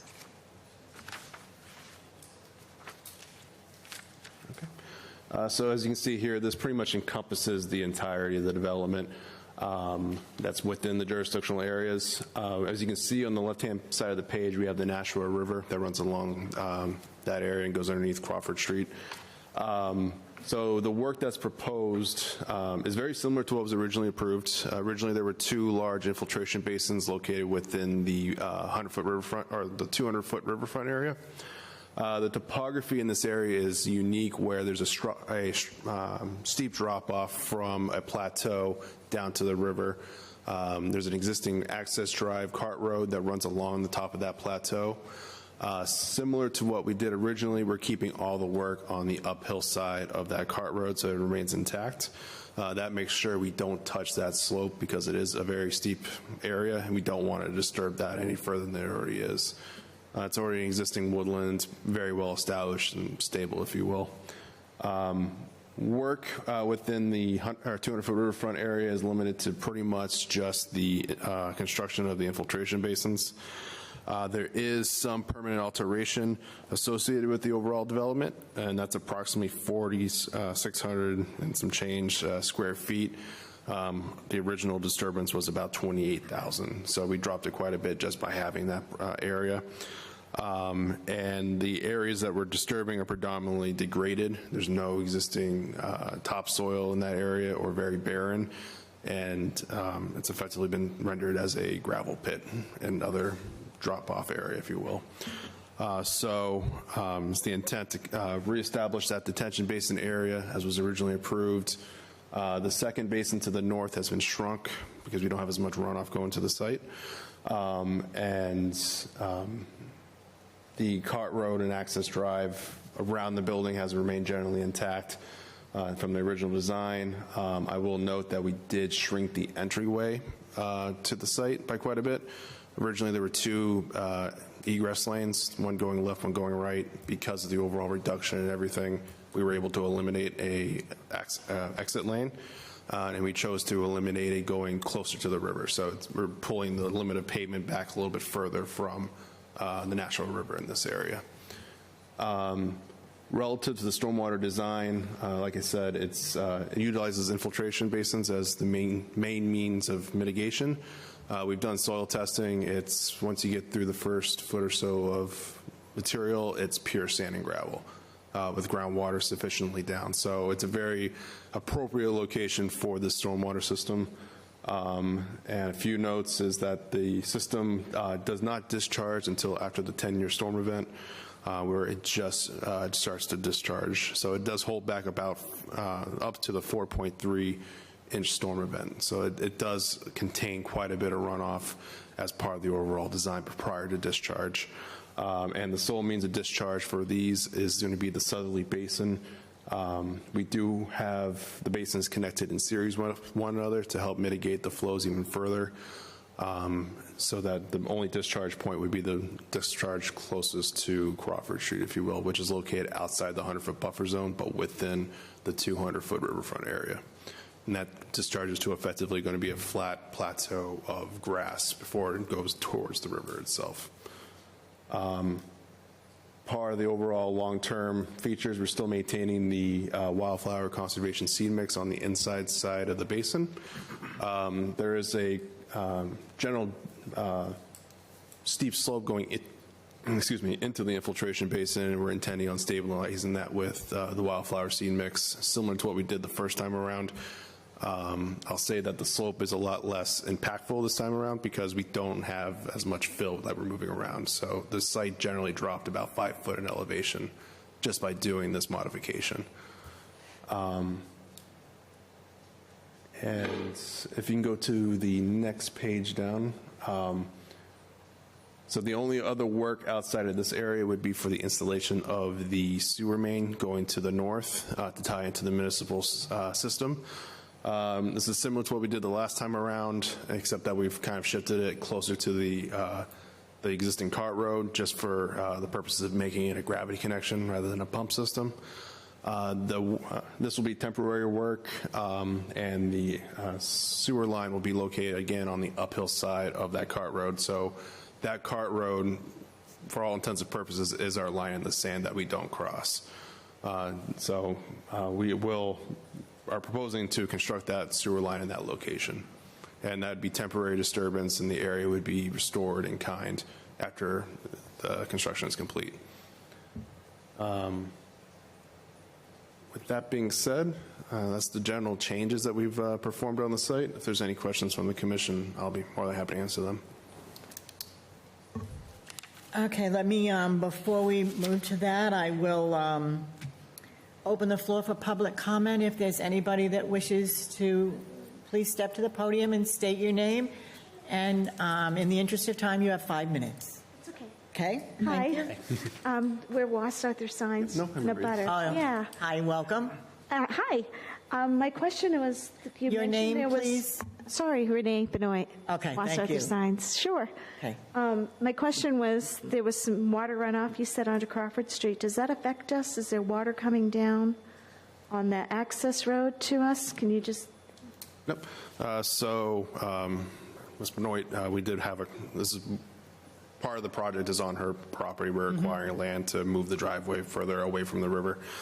So the discharge for the basin is on the opposite side of the access drive. So we're protected? So the access drive that we're installing is effectively creating a barrier between the two properties, and we're still proposing to do the drainage improvements on your property as part of the overall development, as well as providing for a sewer line to her property as well. Okay. I just want to know that we were protected from the water runoff. It's effectively the same plan we did the last time around. Perfect. Thank you. No problem. Thank you. Okay, thank you very much. Anyone else wishing to comment? Then let me open the floor to the commission. So I just want to, so Chris, then you did, because I know we talked about that originally, that there would be accommodations that you were going to try and make with Ross Arthur to gather that buffer that has taken place? Correct. So the lands are under agreement. Once everything gets executed formally, all those agreements go back into place. So there is an ongoing agreement between the two property owners. Okay. Yeah. And, anyone have any questions? Mark, your question? No, I'm good right now. It's pretty overwhelming. I remember going on the original site visit. Commissioner Pelletier, Commissioner Tandonero, want anything? I have no comment. Okay. If anything, it sounds like you guys are shrinking. We are substantially shrinking. Everything follows suit. Both in Lunenburg doesn't see as much because it's a primarily Fitchburg project, but the overall scope of everything has shrunk quite a bit on this one. It was a large, and at the time when we talked about this the last time, there was not a tenant yet. Is there a tenant now? So it's still speculative at this point. Okay. Commissioner Donnelly? Just an observation and a question. First of all, initially from the get-go, we asked that they move the access road further east, and that happened in the process. And then tonight, we were informed that they made the access road, reduced it, and the part that they took away was on the west side, so it further brought it away from the winter. And then my question was there an outlet in the original plan to the Amazon property? An inlet outlet to the property, the water line? That line that you're going to put in and connect to the Amazon property, was there an access, vehicular access between the two properties? That's Intervale Road, right? Between No, right there on the left, going on north. So along the river, you're going to connect this. Did you say water or sewer? Sewer. Sewer. Okay. Was there before an access road to the Amazon property from this property in your plan? So the original plan did account for an access drive off the end of the loop road that went around the property, so that you can gain access to that area as well as do stormwater stuff, and for the city to gain access to the siphon that goes underneath the Nashua River. So that egress is meant to remain intact so that if the city needed to get back there immediately, they can get through our property to that siphon to do the required work if necessary. Okay. And the project initially, it just looked like a marriage between Amazon and Redevelopment Authority, and whatever came what may. And the properties were contiguous. You're not going to develop it now. I simply want to know if a roadway would still be excess Amazon property between the two. That's all. So that brings up an interesting point. So as part of the overall process with the Fitchburg Planning Board, there was concern raised back when they approved the Amazon facility that there would be an egress road that could be constructed from Crawford Street / Airport Road across this property to gain access to the Amazon facility. There is easements in place and the ability to construct that road, that potential future road, if it ever is deemed necessary. But that road will not be constructed as part of this project, but we are maintaining egress and access to the municipal infrastructure on the property. Thank you. The questions come up. I'd like to have answers, and that's all I'm looking for. Yeah. Thank you. Okay. Commissioner Wallace, anything? No. I only have one that stormwater calcs haven't changed. In matter of fact, it's actually, since you're reducing your impervious surface, that are you doing anything with differently in the stormwater outside of the basin change? So the stormwater calcs did change a little bit just to accommodate the changes in flows and stuff like that. But the general path and all the extra features we put into these basins back when we did the original approvals all remained intact. Okay. The basins still have the pea stone bottom, so there's no vegetation that pops up and starts to destroy the infiltration basin, which is one of the primary ways these basins fail, is just vegetation clogging up the pores, if you will, of the soil. So we're doing that and all the additional emergency reliefs and stuff like that to make sure it works appropriately. So the general intent of the drainage design has remained intact. It's just that it's been shrunk down. Okay. Thank you very much. Perlin, any comment? No, Chris presented to us in front of EDTF a few weeks ago where I asked the questions, but it was more the same thing you had, the impervious area reduction. I wasn't here for the initial order of conditions for this project, but now I see a reduction in impervious area and the actual size of the structure, so it'll be a nice development for this area that's been abandoned for some time. Yeah, when we walk that site, it's been a mess for years, and it's been a dumping ground for illegal years. dumping, yeah. So if we have some sort of, I don't know, anything there that can prevent that from happening, I think it's a plus. Yeah, no, it's been unfortunately used as an illegal dumping ground, among other things. Abandoned is not the same as abused. It hasn't been abandoned. Right. Motion to accept the amended order of I have to condition. close the hearing first. Hold on one second. Oh, All right. we have Ralph in. Oh, Ralph, would you like to speak? I would. Please, step up. State your name. Ralph Baker, Fitchburg resident. So the new information about the nature of the waste underneath the northern end of the parcel begs the question, what is it, and is it going to be safe to be just left there?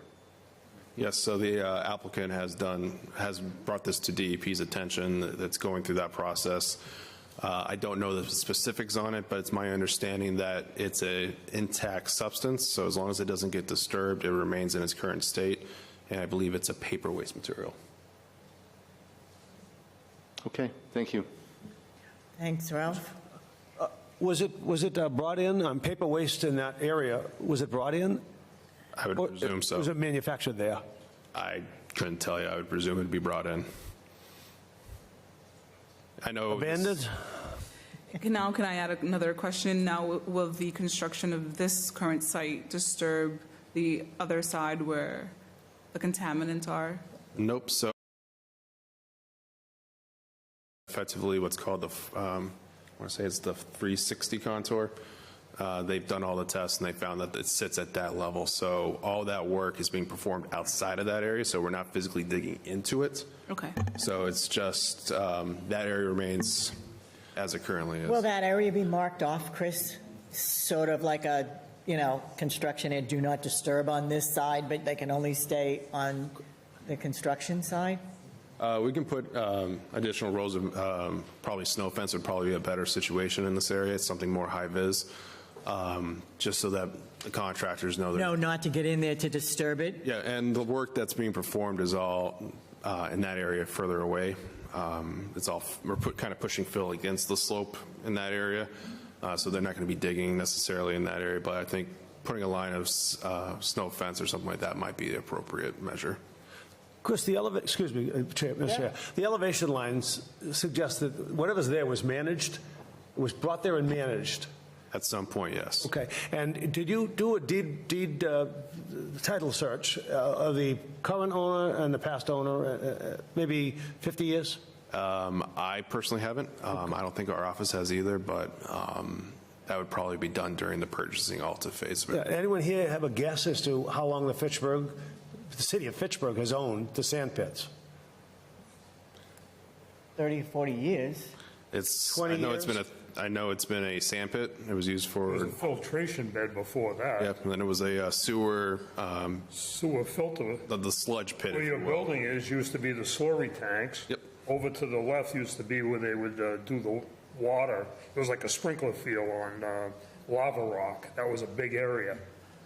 Yeah, and on the Lunenburg side, it used to be a sludge pit. So they have, and we've actually found it while we were doing our soil testing for the drainage system, a very shallow, thin layer of concrete that was used for the sludge. Where after it was gone through the process, that's where the steep bank, where the steep sandbank is. You can still see the 6-foot round concrete things sticking out of the. Yeah.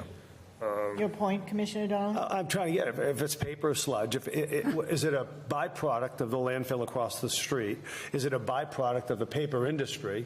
Who owned the land and who brought it there? And if because of the abuse that the sand pit has taken with regard to, it's been a dumping site for quite a few years now. We always called it the filter beds, and the liquid part was over to the right, and the solid part was over where he's talking about the bank. There were big pipes. There was 5 or 6 slurry pits there. I spent a lot of time on this. I bet. So are you responsible for this contamination? Could be Fitchburg. No, I'm just wondering if we contaminated it, it'd be one thing. It was ours to contaminate. If we allowed somebody else to contaminate our property, what a shame. What a mismanaged piece of property. It's disgusting, if that's the case. If we did it on our own, well, I guess we had a right to do it. Well, that was before. There used to be a big building there, a big concrete building overlooking where the water used to come out on a timer. I played all over there in the 60s. We could tell. All right, that being said, if there is no other comment, I will close the public hearing. Thank you. Deliberation, or we will entertain a motion to approve the modification. Herlin, this is plan dated February 13th, 2025, and with the addition of additional silt fencing to protect and Snow fencing. undisturbed area in the silt fence. Yes. Okay, perfect. Do I have a motion in a second, please? Motion to accept the amended order. Second. Okay, thank you. Let me call the roll. Commissioner Christian? Aye. Commissioner Donnelly? Aye. Commissioner Pelletier? Aye. Commissioner Tanzan-Arawat? Aye. Commissioner Wallace? Aye. And Commissioner Jacobs, aye. Chris, thank you very much. Great, thank you very much.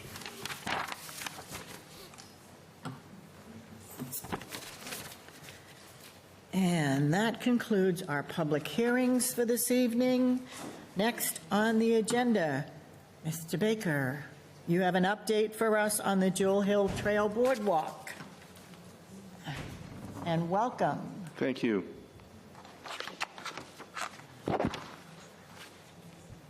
So this has been in the works for a couple of years. I'm here on behalf of two related organizations, Fitchburg Greenway Committee and Fitchburg Trail Stewards. You may not know, but the Trail Stewards kind of are an outgrowth of the Greenway Committee. And the reason that that's have any importance at all is that the grant that we've received from the Community Foundation to purchase the materials for this boardwalk are going to be funneled through the National River Watershed Association because they're the fiscal agent for the Greenway Committee. So that's just the sort of the relationship of the various players. The property in question is owned by the trustees. It's in Fitchburg. It's just immediately to the west of the line between the property owned by the city of Fitchburg and the Northern Watershed and the trustees up on Jewell Hill. You can see that on the map that's part of your little packet. Where it says proposed boardwalk, there's a wetland flowage that you can see in the photograph with Richard Paradise standing there. That was right after snow melt, so the stream was about as big as it gets. This is a stream that doesn't have a name, but it flows from the north off of Brown Hill for about, I don't know, maybe a half a mile to this spot and then continues down to the north and enters Falula Brook. The trail has been there a very long time. I can't tell you how long, but I would guess 50, 100 years. And it used to be more passable, but about 15 years ago, beavers blocked it off. Just behind Richard, there's a stone wall that actually marks the property line between what you're looking at, which is the trustee's property, and to the left, to the south, on the other side of the stone wall is part of the Northern Watershed that the city of Fitchburg owns. So that when the beavers came in there, they kind of destabilized the area. A bunch of trees fell, and then they moved to the north, to the right, because you're looking west here in this photograph, and they made another beaver dam, and then they disappeared. They haven't been back in 15 years, but that, I think, caused the flowage to sort of spread out and get make the trail really impassable for a lot of the year. So that's why we need a boardwalk there. We being Fitchburg Trail Stewards, but the whole community will benefit. This is part of what will be arguably the longest distance residential foot trail, I don't mean residential, pedestrian foot trail in the city. It will allow a continuous connection all the way from downtown up to Jewell Hill in Ashburnham, and from there, potentially with a couple of little parcels that have to be worked out, all the way to Mount Watatic and into New Hampshire. So it's part of the Trails Vision Plan that the city approved, which a lot of us wrote, and came out in 2020, to have such a long-distance connection. So that we've been looking forward to it, and Dick O'Brien here, who inspired us to build that long-distance trail connection. It could actually go all the way through Leominster to Sterling and point south in the other direction. So this is a regional trail potentially. Not very many people use it right now because it's not very passable. So what we're here to ask you, that's enough of a preface, that we're hoping that you will entertain a means that's shown here in the sketch design that Dick kindly put together for a 2-foot wide, approximately 100-foot long boardwalk.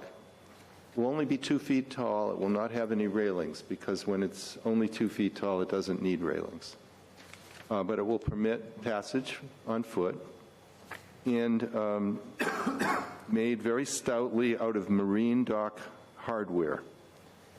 And probably if there are any specific questions about the design, they could be better presented to Dick O'Brien. So we applied to the Community Foundation. They granted the funding for this, and we're going to install it, we, the Fitchburg Trail Stewards, and the trustees, with all volunteer labor. So there'll be, that's our gift to the city and to the trustees. Has Johnny Mangini called in? Do you know? On this, let me check. Well, that person is the representative of the trustees who's here if you have any questions. I don't know that we need to involve them because we're not going to be making a decision on anything. Well, we have you signed it. You have raised your hand. I raised my hand? Kind of hard to do here, Ralph. Did you provide him a link? Yeah, right before I left home, I sent him a note saying, hey, I'm headed down, and I gave him your email with the link. So I don't know if Johnny is a he or a she. I've not met this person. But anyway. You can allow them to speak. He. Okay. Is he here? So even though it says Ralph, Yes, that probably is another person. Oh, okay. So we could go ahead and allow that. All right, go ahead and say hello to Johnny. Hello, Johnny, are you there? Looks like they're muted. Hello, everyone. I hope you can hear me now. Okay, thank you. Okay, Johnny, hello. Hi, guys. Apologies for the confusion. I think I'm using Ralph's link, and that's why it's coming up as his hand, which this is awfully fun. So, yes, I am, my title is the Stewardship Manager of the Central and Valley region for the trustees. I'm based out of Leominster, and I'm directly responsible for the caretaking of the Jewell Hill property. I'm fully aware of the work that Ralph Baker and company is doing. We approve of it. We're excited for it. And at a glance, we are also interested in helping with the construction and the facilitation of the project. So in short, I approve on behalf of the trustees. Thank you, Johnny. You're very welcome. Thank you. You're welcome. So really the question tonight is this something that you would entertain, could be presented to you as a request for a determination of applicability, or would you want to see a notice of intent? and I'll explain the pros and cons. Since this is an existing trail and it's a low-impact design, it won't appreciably or significantly alter the wetlands in the interests of the Act in any way that I can see. It's all within a wetland. There's no question it's a wetland. And you might even say that people traipsing across there now without the benefit of being able to do it in the dry are probably causing more harm than they will be once this is built. So that would be sort of a succinct way of saying what the justification would be for a negative determination. On the other hand, you may want more information, and that would normally be done through requiring notice of intent. So that's a lot more expensive and time-consuming. So that's about all I have to present, but I'm here to answer questions, as is Dick and Johnny. Well, thank you. And it's impressive. I know you've done similar work to this before, and it does open these areas. The accessibility is tenfold over what exists today, so it's a welcome addition. What we have done in the past for commissioners that are new here is we have done it under an RDA because of the minimal impacts to the wetlands. I would not have an issue with that, but we can go down. Let me go to the commission first, Herlin, and then we'll go back. So, Commissioner Christian, if you have any concerns, no, an RDA would be acceptable, or do you want to go feel that it's such a substantial project that We've done similar work before. It would just take more time. I don't think I have any questions about this. I have no problem with it. I perhaps should have explained a little bit more before I let you go on. These piers are of two kinds, as explained in the letter. One is they have little auger flights on the tips of the pipes, and they can be driven into the ground basically without any excavation and go as deep as you can get them. I don't know what the maximum depth you would have to go is. We usually try to get 3 to 4 feet down. Okay. In New England soils, that's very variable. Sometimes we can easily, we've installed a number of these kinds of boardwalks out in the Connecticut Valley. There are places there where we can drill down 10 feet and still not hit resistance. In other places, you can't get more than 6 inches in the ground, in which case we use a pad, a metal foot that sits on the ground. A combination of the auger supports in the pads, in the weight of the boardwalk, keeps the structure in place. In the ideal world, you'd want auger feet on every footing. It's just not realistic at this site. It's a very stony, rocky area, and so we're looking to do sort of a 50-50 mix. Half of them will be auger feet that go in, hopefully 3 or 4 feet, and the other half will be pads that rest firmly on the ground. But it's a minimal impact. In the auger tips, normally what we do is we'll use a soil auger that is slightly smaller in diameter than the pipe, and we'll drill down, use a power drill to drill down the 3 or 4 feet, and then we hand drive actual marine dock pipe and the auger tip down, and then we build from that. Thank you. Okay. Again, we'll just go through the commission. Commissioner Pelletier, any question, or would an RDA look to be acceptable? Yeah, I think an RDA would definitely be acceptable. Yeah. Mr. Tantanero, what? Out of curiosity, what kind of wood? Is it pressure-treated wood or? Yes. The frame will be standard pressure-treated wood. The decking will be natural hardwood white oak. In that That white oak has a natural rot resistance. It's a rough cut material that will give you better traction as you walk across this. Using the standard pressure treated as the decking, in a short time, those boards tend to get slippery. And when it's wet, I mean, and again, we're only 2 feet wide, it'd be pretty easy, you know, in snowshoes or skis or even boots, just to go sliding right off that. So the white oak is a better material. The ideal decking would be a molded fiberglass grated that has typically 1.5 by 1.5 inch holes in it. It provides 60 to 70% sunlight down in there. It has an embedded grid on the surface that gives you ideal traction, but it's about 3 times more expensive. So it's a pretty expensive item.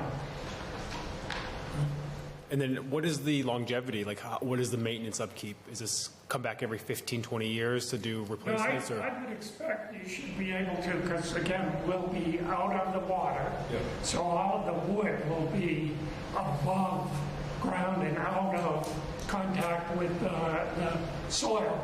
I think you should easily get 30 years, if not more. We did a boardwalk replacement on a pressure-treated boardwalk in Northampton. And we had an option either taking the whole thing out and replacing it or using the existing structure. That structure had been there for about 20 years, and we decided to use it there, fix the problems we had. We expect they'll get another 10 or 15 years out of it. So I would say you're going to look at minimum of 30 years here. Thank you. Yeah, I'm satisfied with was it RDA? Yeah. Mike will still be here. Yeah, Mike will still be here when that's done. Going to volunteer. We're going to help replace it. May I? Yes, please. Payback. No, nice drawing, Rich. Nice drawing. It's, if you read it, yeah, you can read it. To everybody's point, Ralph was one of a commission member in the past. 2 feet is an insignificant impact. 100 feet is a somewhat a significant impact, driving poles in over 100 feet from here to the other side of the street. And volunteers tromping around. Nothing the wetland can't recover from. What's driving our pipes, Galvy pipes? What's driving them? You have Very good. Yeah, that's good. Simple enough. It's a lot of tromping over 100 feet in the wetland, nothing you can't recover from. And then let me just respond to that, Tim. Normally what we'll do is we'll put down a couple of 2x10, 16-foot long planks to minimize the tromping actually in the wetlands. So it's on the surface and we'll walk on that. But again, it's like a cushion.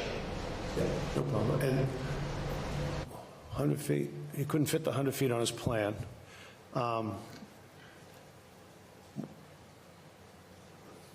That's enough. Oh, yeah, you'll be stomping around there, driving those pipes and constructing that bridge. So I don't trust him. Ralph will be oversight as it's going in, and an RDA is appropriate. Commissioner Wallace, any opinion? No. So we are looking for volunteers, Mike, to help us out on this project. We welcome anybody to come out and help. Well, you got the right person. Your turn. So, Ralph, it appears that, Herlene, do you have any comment before I move forward? No, I almost wish Ralph would have filed the RDA so we could have. Good, I know. That's neither here nor there. Yeah. But I will be willing to volunteer because I get calls about this trail almost weekly, and people can't find it. And I don't really know where it is either, so I would be more than happy to volunteer. Thanks. We are going to run a power line along the trail so we can put lights up for at night, so. So Ralph, it appears there was a consensus that, just, file the RDA and we'll review any other questions that may come up in the meantime. And again, that's what we've done. It's consistent with how we've dealt with these with other projects. Would you want to see us at the next meeting, or would you approve it in between?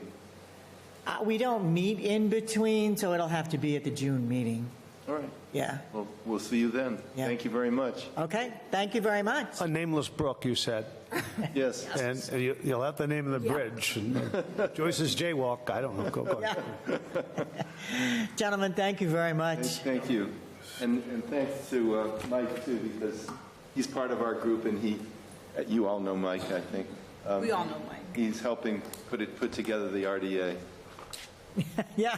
So just one last point, Ralph. Right now, it looks like this narrative could just be attached to the application, which is super self-explanatory. It's just name, address, and where the project location is. Got it? Okay. I think you know how to do this, right? All right, gentlemen, thank you so much. Have a good evening. Thank you. And Harlan, I think, did I see Ms. Hamburg online that we Yes. have an update on Rindge Road and Woodland Estates? But this is an update pertaining to, if I may ask? I'm not sure what we're looking for an update on. It's an update from Joanne, basically from me, because of a submittal that was done through the ZBA. Okay, thank you. I'll recuse myself. Okay, thank you. You say that on the record. I will note for the record that Christian has recused himself from this conversation. And Joanne, good evening. Good evening. And Harlan, I'm going to let you, will yield the floor to you to lead this discussion. So there was a letter submitted by DPW to ZBA confirming some conditions within their special permit for this project. And after a little discussion and back and forth, there were some issues that arise. And I spoke to Christine Tree and the building commissioner, and there were some questions with regards to the drainage system that was installed in Rindge Road and whether or not it's fully functioning to the capacity that it's supposed to. The letter stated that DPW had confirmed but not tested the system, and now they will be going out to test the system. So basically, before an actual testing was done, a letter was written stating that the system was fully functioning and working, and I think that now we've backtracked a little bit from that, and we are going to test the system to verify that it's actually working, and then ZBA will then decide whether they are going to revoke their finding of the satisfactory condition or not. I was told this morning by DPW that they are waiting for Commissioner Erickson to return. He will be back May 12th, and then they will schedule this with Joanne. And that's basically the gist of it. So this was on the agenda before this whole ordeal kind of came about. So now we're just playing the waiting game. All right, so Joanne, this is Chairwoman Joyce Jacobs. So just the update, I guess, I know you're working with Ryan Colleen in our DPW department. I guess, do you know, have you been in touch with Ryan about scheduling a date that he has given you, or we're still waiting on that? Well, first, the notice for this meeting was just to basically bring up that the engineering department is satisfied with the way the drain is working. But now they want to do a dye test, which I have nothing to hide, so I have no problem with it. I have reached out to Ryan a couple times. Actually, I reached out to him today. I didn't know Mr. Nicholson's not available, but I'm sure we'll coordinate a time so they can come out and do a test. And we've had a substantial amount of rain over the weekend, and that, can you tell us if there's standing water there now, or has that drained off? My husband was there the other day, and everything was fine, and I believe one of these engineers was also there today. Or was that yesterday? It was either yesterday or today. Yesterday, whatever. Yeah. I was there Monday. I took pictures and photo evidence of everything on our side of the wall. Everything is dry. I do have pictures. And I believe that, like I said, someone from engineering was there Tuesday. Then today's Wednesday. Yeah. Someone was there Tuesday. All right, so at this point, again, we're waiting for that test to be done to make sure that everything is working, which would then put them in compliance with our order of condition. And should the test show that the drain is not working, they would be in violation of the order of condition. And Ms. McGurn, we would then be looking for how you're going to remedy that, should that be the result of the test. So I guess at this point we'll talk again after the test has been done and see if it's acceptable or if remediation in some case needs to be done. Thank you. Okay, thank you very much. Have a good night. We have correspondence from Ryan Colleen, our city engineer, and his observations of dry and, on a single instance, standing water. What are we supposed to do with his observation?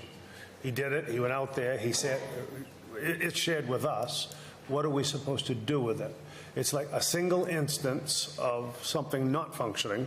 Okay, so does that mean it's not functioning on a single day, but it is 364 days? Well, that's what What do we do? That's what we don't know. That's why the dye testing is going to happen.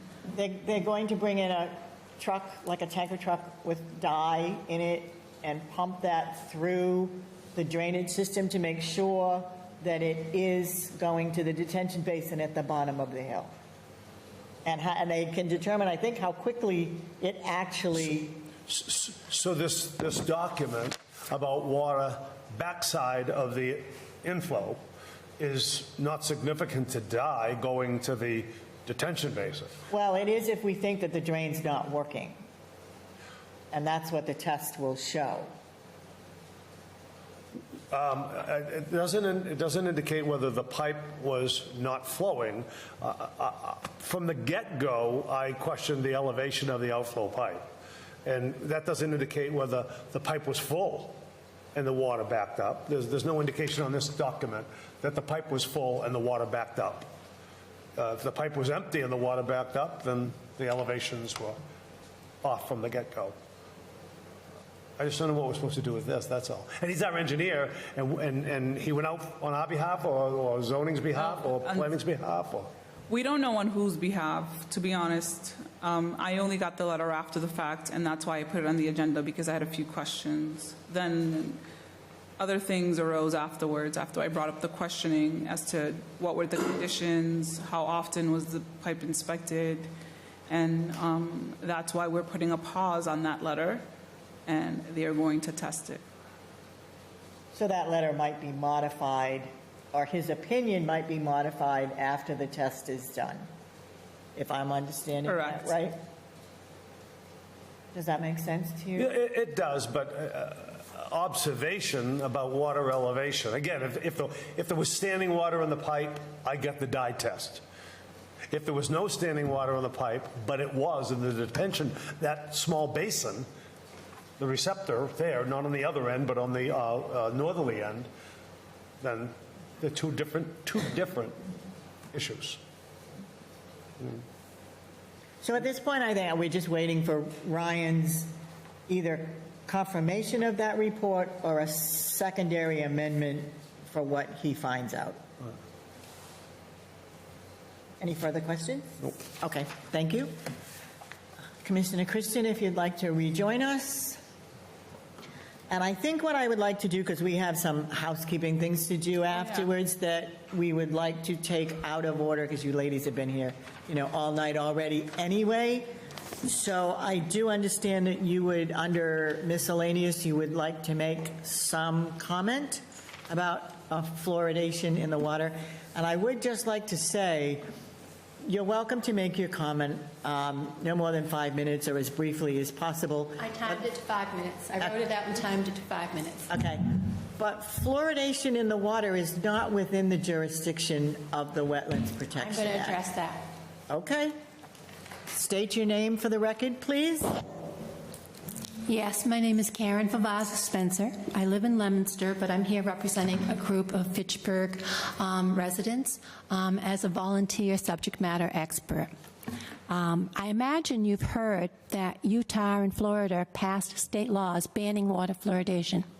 You may even know that there are a dozen or so similar bills pending, including in Maine and Massachusetts. You might have heard about the National Toxicology Program systematic review and meta-analysis, which found pre- and postnatal exposure results in lower IQ in children. Many of the highest quality studies were done in Canada, in communities like Toronto, where the fluoride concentration in water is a little less than in Fitchburg. You may have heard about the federal lawsuit in which I was involved that found against the EPA. The September 24 verdict stated that optimal concentrations of 0.7 posed an unreasonable risk of harm to vulnerable consumers and ordered the EPA to take action. The EPA is appealing. I'm not going to talk about any of that because public health interventions are not in your wheelhouse. I provided you with that material before this meeting for background. FluorideLawsuit.com contains more detail. I'm here tonight to talk about the environmental impact of fluoridation policy. Only 1% of the fluoridation water additives are consumed by people. Another 1% is consumed by domesticated animals, maybe. The rest goes to wastewater. Fluoride is toxic to plant life, insects, and amphibians. The water additives are contaminated with arsenic and other incidental toxins. That is admitted by the Water Department and their supplier, Univar Solutions, who says on its website that their HFSA product contains up to 50+ parts per million arsenic, depending on the source, which is either phosphate fertilizer or quartz manufacturing. The water treatment plant uses approximately 3,500 gallons of chemical annually. That's 4.7 tons, which I estimate is about 300 tons since fluoridation began. 98% of it goes into the environment. Arsenic is not the only incidental pollutant in that additive. The National Sanitation Foundation is only required to do limited testing on a few contaminants. Dr. Phyllis Mullenix of Andover is a scientist who conducted an extensive testing of fluoridation chemicals she sourced from water treatment plants in Massachusetts and a neighboring state. In 2014, she published her findings in the International Journal of Occupational and Environmental Health. She wrote, "Users of fluoride additives can expect unpredictable amounts of metal contamination.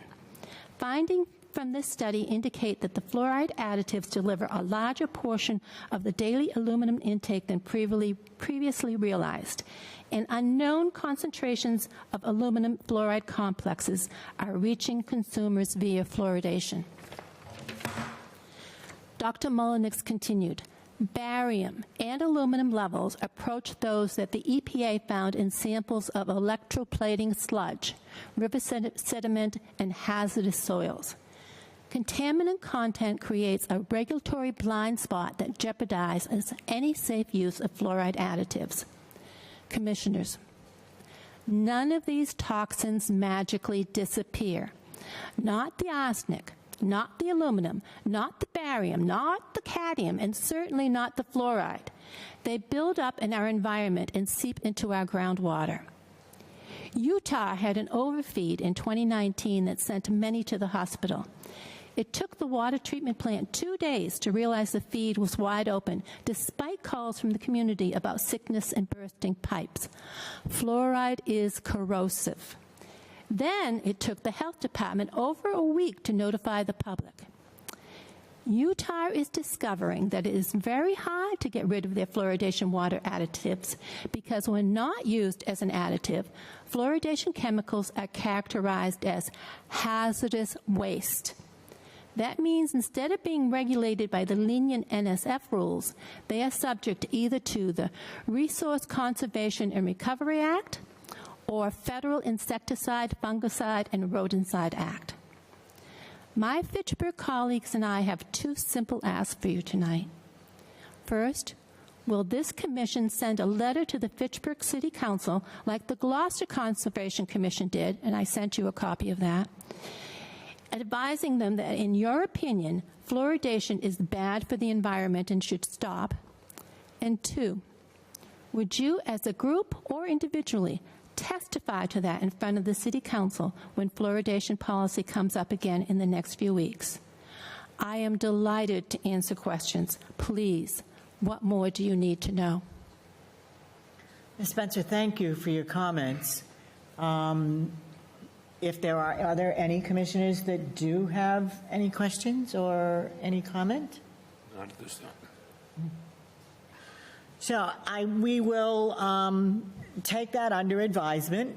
It is one of the things that we can do. I don't know if any of the commissioners want to do any more research or help us form our opinion. If we come to that conclusion, we would be happy to either support or acknowledge that we have no opinion to the City Council when that comes up. I don't know that we're ready tonight to make that determination yet. Did you get a copy of this? I sent it ahead of time, the Gloucester Concom's letter. I'll look at it. Yes. Yeah. Okay. Yes, you do. Excellent. Yep. Okay. Rockport wrote one too. The Shellfish Commission also wrote one. So there are other Concoms who are addressing this. Yeah. We have the ability to do that. I don't know that we're prepared tonight to say that we will, but we will take it under advisement. And so we appreciate your presentation. Okay. I'll leave you with this. If RFK Jr. supports you, I do. Well, he does, but you know Mr. Donnelly, that brings up an interesting point. People will say, "Oh, we'll let Bobby Kennedy take care of it," but unfortunately, Health and Human Services does not have the power to end fluoridation. All right. And it's that would be on the state level, right? It's basically on the state level, but we passed out a card before this. We have a very odd law in Massachusetts. In most states, the local community can choose to have it or not. Massachusetts has a very odd law, which is quasi-mandate.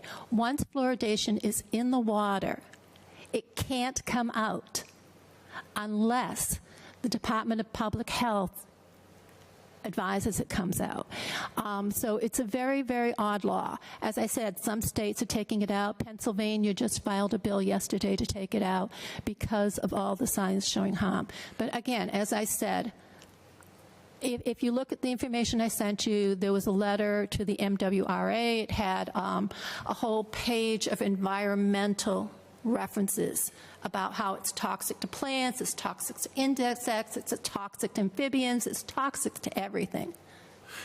Am I understood? The only reason that we put it in our drinking water system is efficiency, that it's the most efficient way to get fluoride into children. No, and if you look at the 21st century science, it has, there are like 5 different reports that say that, they're claiming 25% reduction. It's more like 3% or 4% maybe reduction in cavities. And each one of those reports said, it's so biased and it's so questionable, you might not even have that. And that's a fraction of a single cavity. However, it is poisoning thyroids and kidneys and bones. And it's as I said, I could go into the public health business, but the tooth fairy tale is that if you put it in the water, even the poor children who don't go to the dentist will have something to prevent cavities. But that's the strongest argument. Pardon? Yeah, reaching everyone in the most efficient manner. That's the strongest argument for fluoride in our water. That was the argument, but the problem is that 50% of what you consume, if you're an adult with a healthy kidney, is stored in your bones, where it causes all kinds of problems. It is an endocrine disruptor, and I passed these out too. It will depress your thyroid hormones. It is known to be nephrotoxic to kidneys.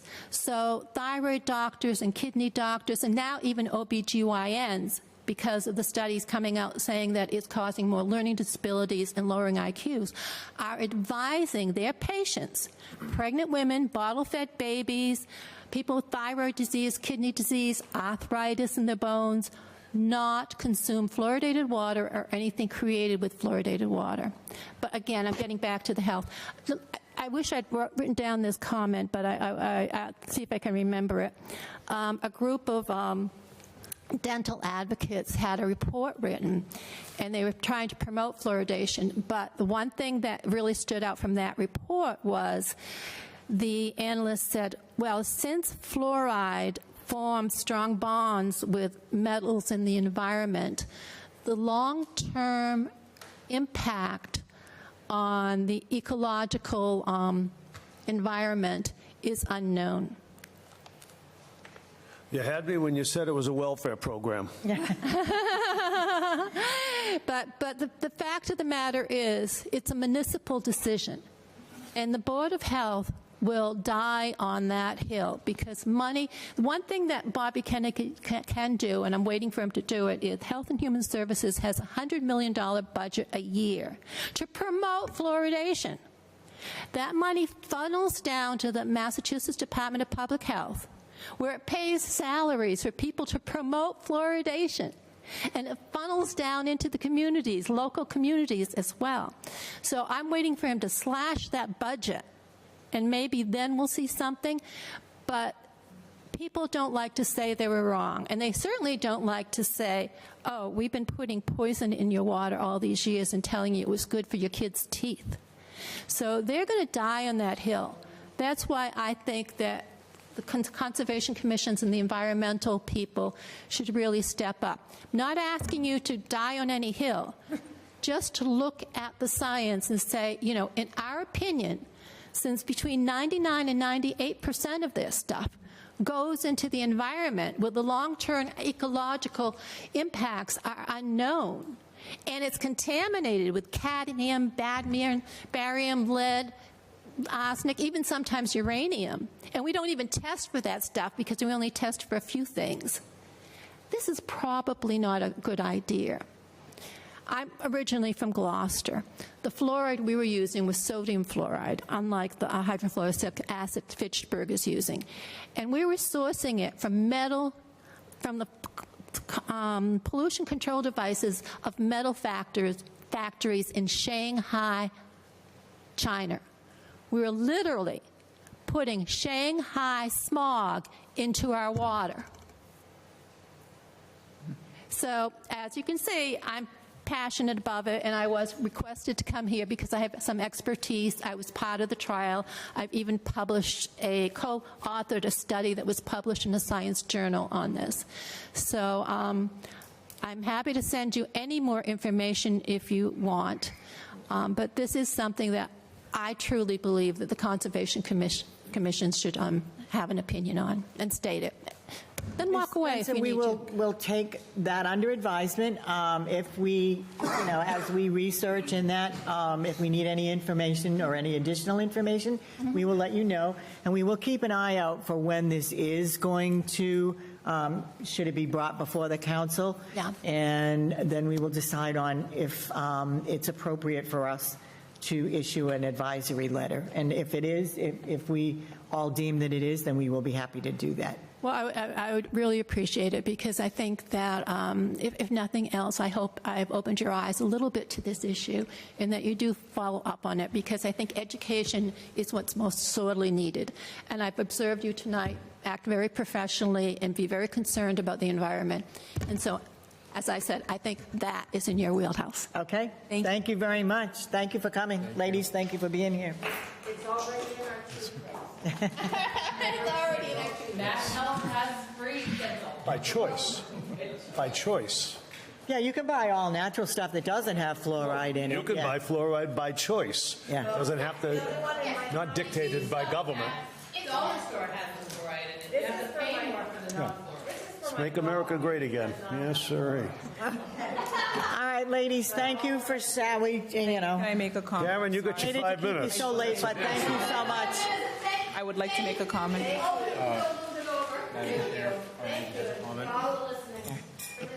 She left away. Follow the money. I was going to make a comment that I had reached out to DEP and they were interested in her reaching out, but I'll let her know at some other time. Thank you. You're welcome. It's my job, right? Got to jump, Karen. They waited a long time. They were very patient. Yeah, they did. Yeah. Is this gentleman here for? Yeah. Oh, okay. All right, so we're back to our agenda items. We are now up to conservation agent updates. Do you have anything for us, Erlyn, that we don't already know? I will be out of the office tomorrow at culvert assessment training again. Okay. I am getting a work cell phone. Smartphone or flip? Yes. No. Smartphone They or gave- flip. I hear they give some to, agents flip phones. They just asked me a Samsung or an iPhone. I said an iPhone. Wow. Which I think will be beneficial. Given the week I've had, it's hard sometimes when I am in the field or addressing abutters or concerns or calls to then come to the office and have 18 voicemails.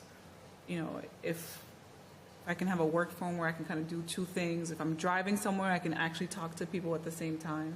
No. You know, it's kind of frowned upon. But, yeah, it's the time of year where calls are coming in, and I thought that was going to be a nice What I thing. will say to that is if there's anything that any of us can assist with in that case, you know, I mean, if there's anything you need us to go by, can you drive by here and look at this or whatever, that we can alleviate some of that when you need be, Sure. Don't hesitate to ask. Yeah. And I think in that case, I speak for everyone. She's not going to give us any of us a number. She's. You're absolutely right. I'm not. Commissioner Christian. I'd like to make one comment. I would like to reach out and get somebody to come in and educate this commission on the different restrictions, conservation. I think that's a good idea. So I reached out to Anna Wilkins. She gives those speeches all the time. I reached out to a lady, Olivia something, I think she's in Mount Greylock. She hasn't got back to me. But I think that we've not had one conservation restriction come before us in my 5 years, or the only one has been mine. So to have us vote and make these decisions while the people are sitting in front of us is a very tough deal. I would just like to comment on that so that we quantify a conservation restriction versus a deed restriction. We had a little bit of this conversation earlier in the day, but to loop everybody in, that conservation restriction that we talk about is a long process. I mean, there's paperwork, there's legalities to it. And I haven't even gone there because it is a large process. It's a legislative approved. It's a legislative approved. Yeah, exactly. I've been 3.5 years and I'm still not done, but mine is a federal deal. But even going forward, as opposed to going, should we go 30 years? Should we go in perpetuity? Maybe not on everything, but I think we all could stand to be more educated. Oh, absolutely. What we do. And But I as a just commission, I think we should be pursuing some of this. We have not done one conservation restriction in my 5 years. But then all right, so first of all, let me finish my thought. What we're talking about that we can control today is deed restrictions. We might call them conservation restrictions, but it is a deed restriction because we're writing an order of conditions with a line item in perpetuity that instructs them to do a lot of the same things that might be in a conservation restriction, but it takes effect immediately, and that is part of our jurisdiction in writing an order of condition. So I just want to clarify, a true conservation restriction and what we write when we meet every day or not every month, on an order of condition is totally two different things. We're really talking about deed restrictions. And whether or not that's in perpetuity or in any kind of time frame, that is what we're talking about immediately. Personally, I can write my own deed restriction. Yeah. I can write it, and I can remove it on my own property. I can do those things. So if we were to establish that they had a deed restriction, putting a 30-year limit on it is a redundancy. It's duplicitous. Because we could put it on it, we could take it off it, that deed restriction. Only us. My point, you could put it on, put it off. So if you had a 30-year, if it expires, we can expire it inside of 30 years. If we're gonna, What good is it? my point, it's duplicitous. The 30-year is the same thing as us making him put a deed restriction on it. He can come back and have it removed by the Conservation Commission. If it expired at that time to protect our particular interest, they can expire it any time inside the 30 years if we deem that we want to remove But it. I would think we would do that because our intent is to keep it in there without. Well, then the 30 years, process. it doesn't, if you want it to retire, it can retire by coming before us. If you don't want it to retire, the only way to do it is in perpetuity. If 30 years, it retires. And whether you have any say on it or not, it's going to retire. Right. So if you leave it, if you put it on a deed restriction, and we have the ability to take it off. So my case in point is exactly what you're saying. Mad River Solar brought us all over the world. They did an illegal cut. They played the land use card. They got everything they want. They have a 30-year lease on a solar array. They have a 30-year restriction on 7 acres. In 30 years, they get everything back and they get another bite at the apple. So they got to fight them all over again in 30 years. Perpetuity. That is our tool, well within our right, to get our pound of flesh for making a compromise. Well, I don't like looking at it that way as a pound of And flesh. you're entitled to your opinion. Yeah, that's not our intent, is to get We negotiate. justification for We something just that gave was in done. and let them use their 20 and 25 buffer zone. We're negotiating. If we use the word in perpetuity instead of retiring in 30 years, they have every right to come back in front of us at any time and ask us to remove that restriction. Okay. Now, we held the cards in those deals. We don't have to do it. Right. But we can do it. We can exercise that right. That's as opposed to the deed CR. That goes to that goes to state government, and government approves or disapproves of that, and they're reluctant to give up conservation land, parkland, etc.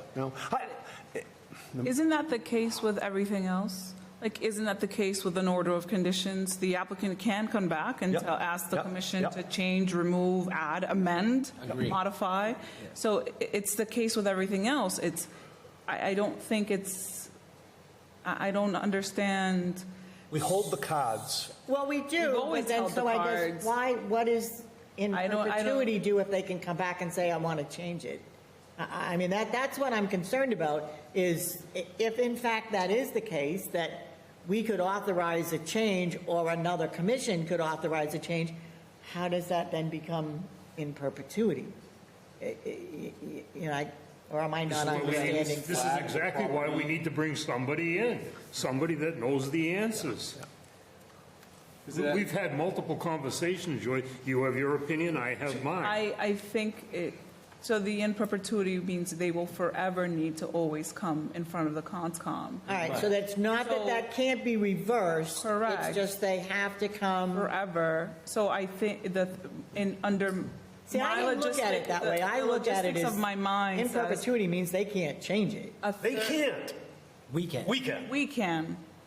In the 30 years, if it expires and they have it redelineated and it says there's no wetlands, we're out of there, right? So But if, in the future, if the landscape has changed and it is no longer a wetland and it's in perpetuity, then we are now still the person, Correct. the group that has to approve. It doesn't have to be a wetland.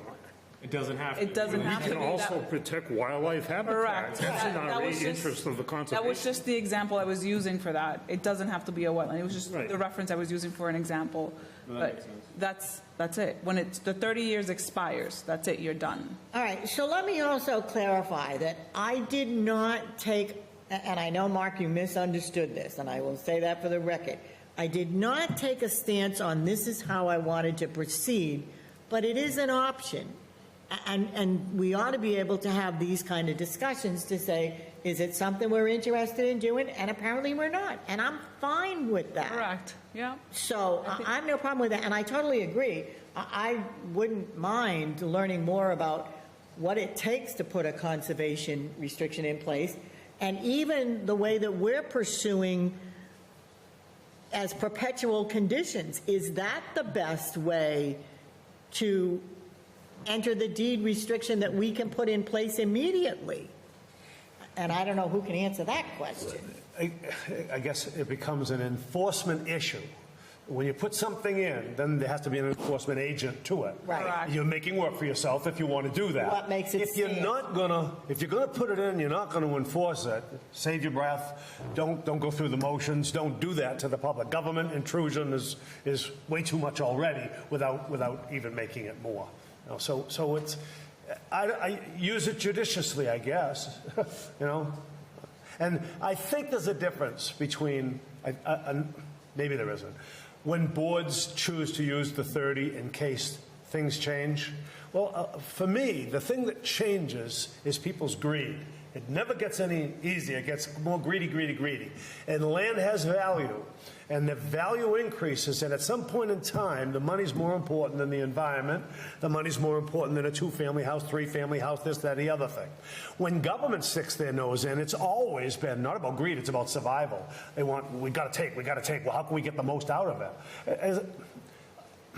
As I said, and I'll use it as an example, they have a grant for water flooding in downtown.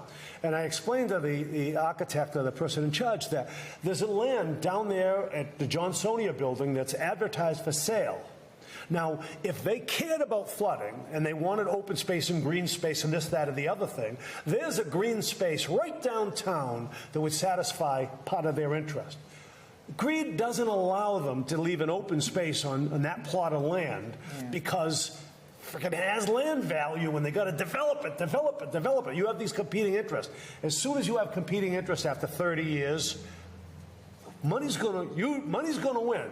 The pressure of the bear from up there is going to come onto the conscom or whoever has to make a decision. Money. That's going to rule.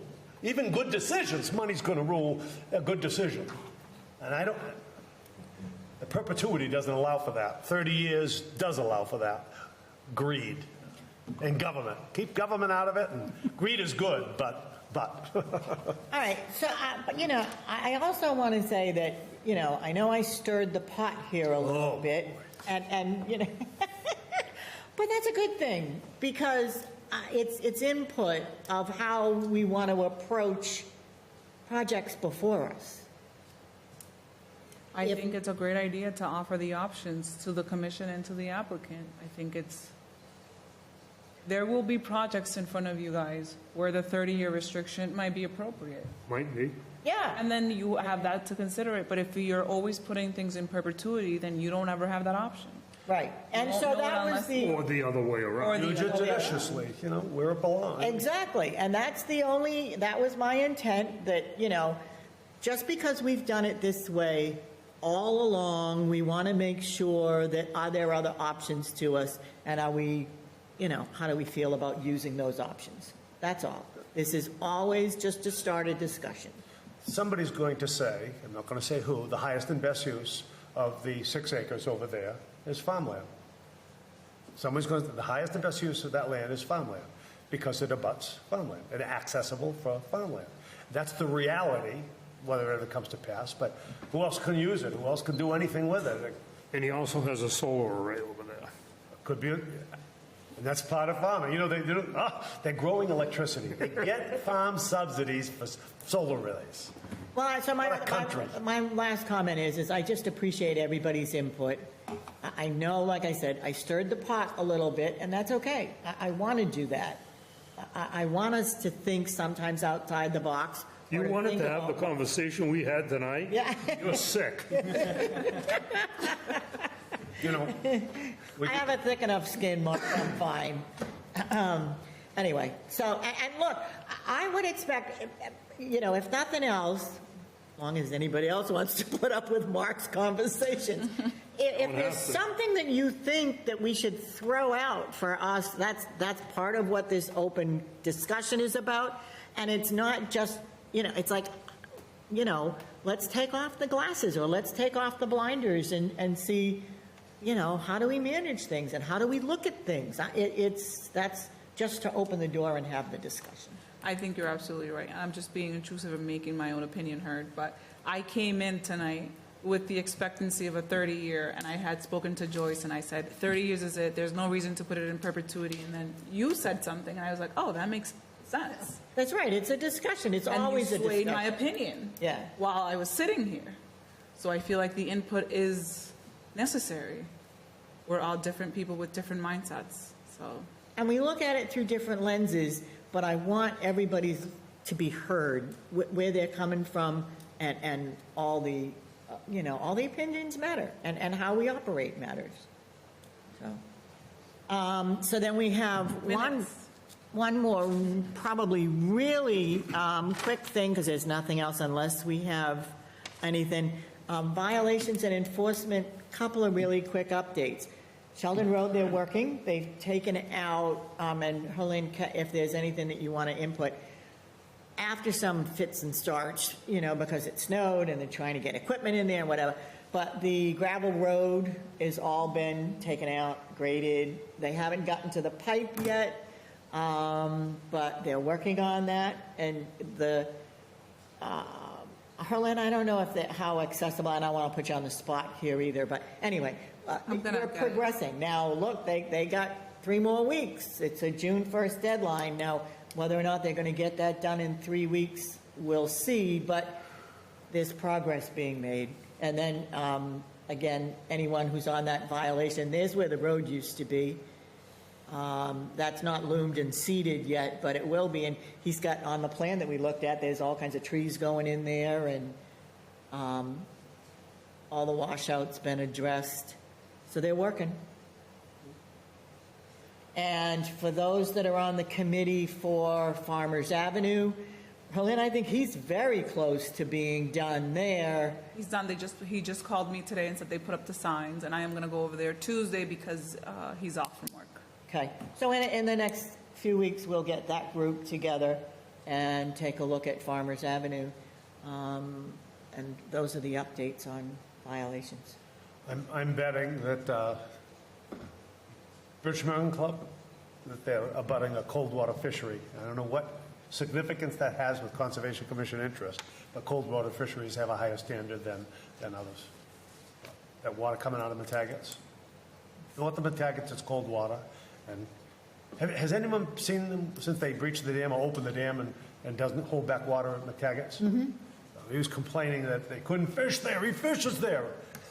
They're still. He wants a bobber and a worm. I'm saying you got a brook now. You're fishing in a brook. The fish like it. At any rate, but pretty cool. Who went up there and took pictures? There's still a lot of standing water there. Standing water? Yeah. Well, it recedes, but there's a lot of long green grass. It's quite a metamorphosis from what it used to be as a pond, and that's still there. And the concrete structure, et cetera.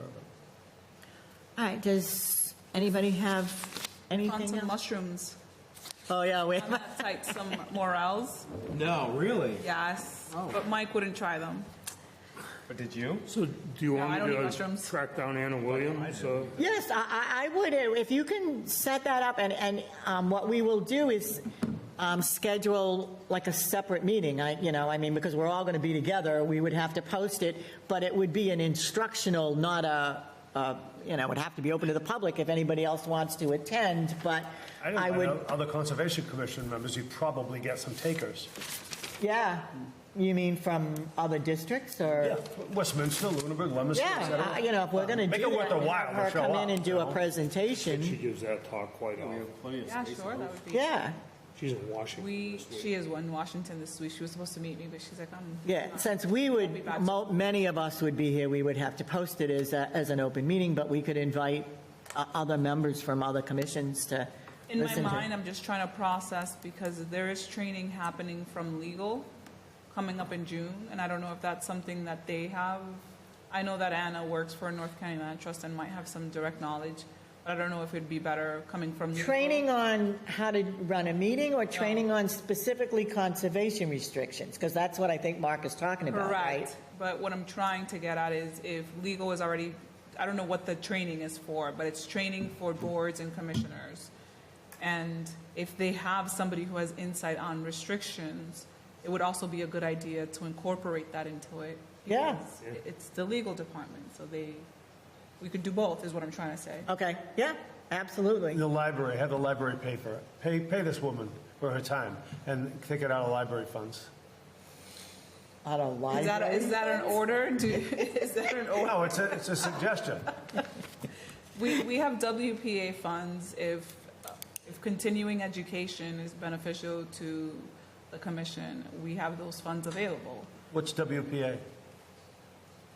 The reason you're sitting here tonight, No way. No, we're not taking it out of our money. Take it out of the library. It's a public benefit, not a wetlands benefit. It's public benefit. We're going to open up the other one. You get the library budget to pay for it. All right. I liked your earlier suggestion. I think we should buy the Johnsonian lot, turn it into a wetlands. Joyce. Yes, How to Kathy. remediate the flooding downtown.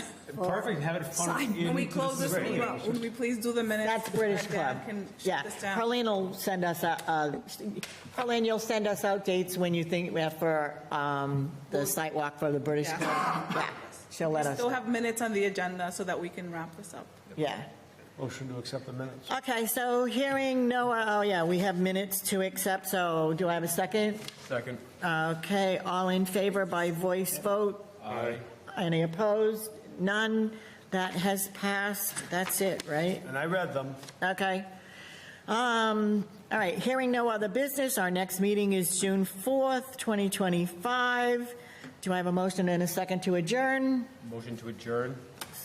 Do I have a second? Second. Thank you. Voice vote, all in favor? Aye. Aye. Any opposed? No. Thank you. We are adjourned at 8:55 p.m. Thank you.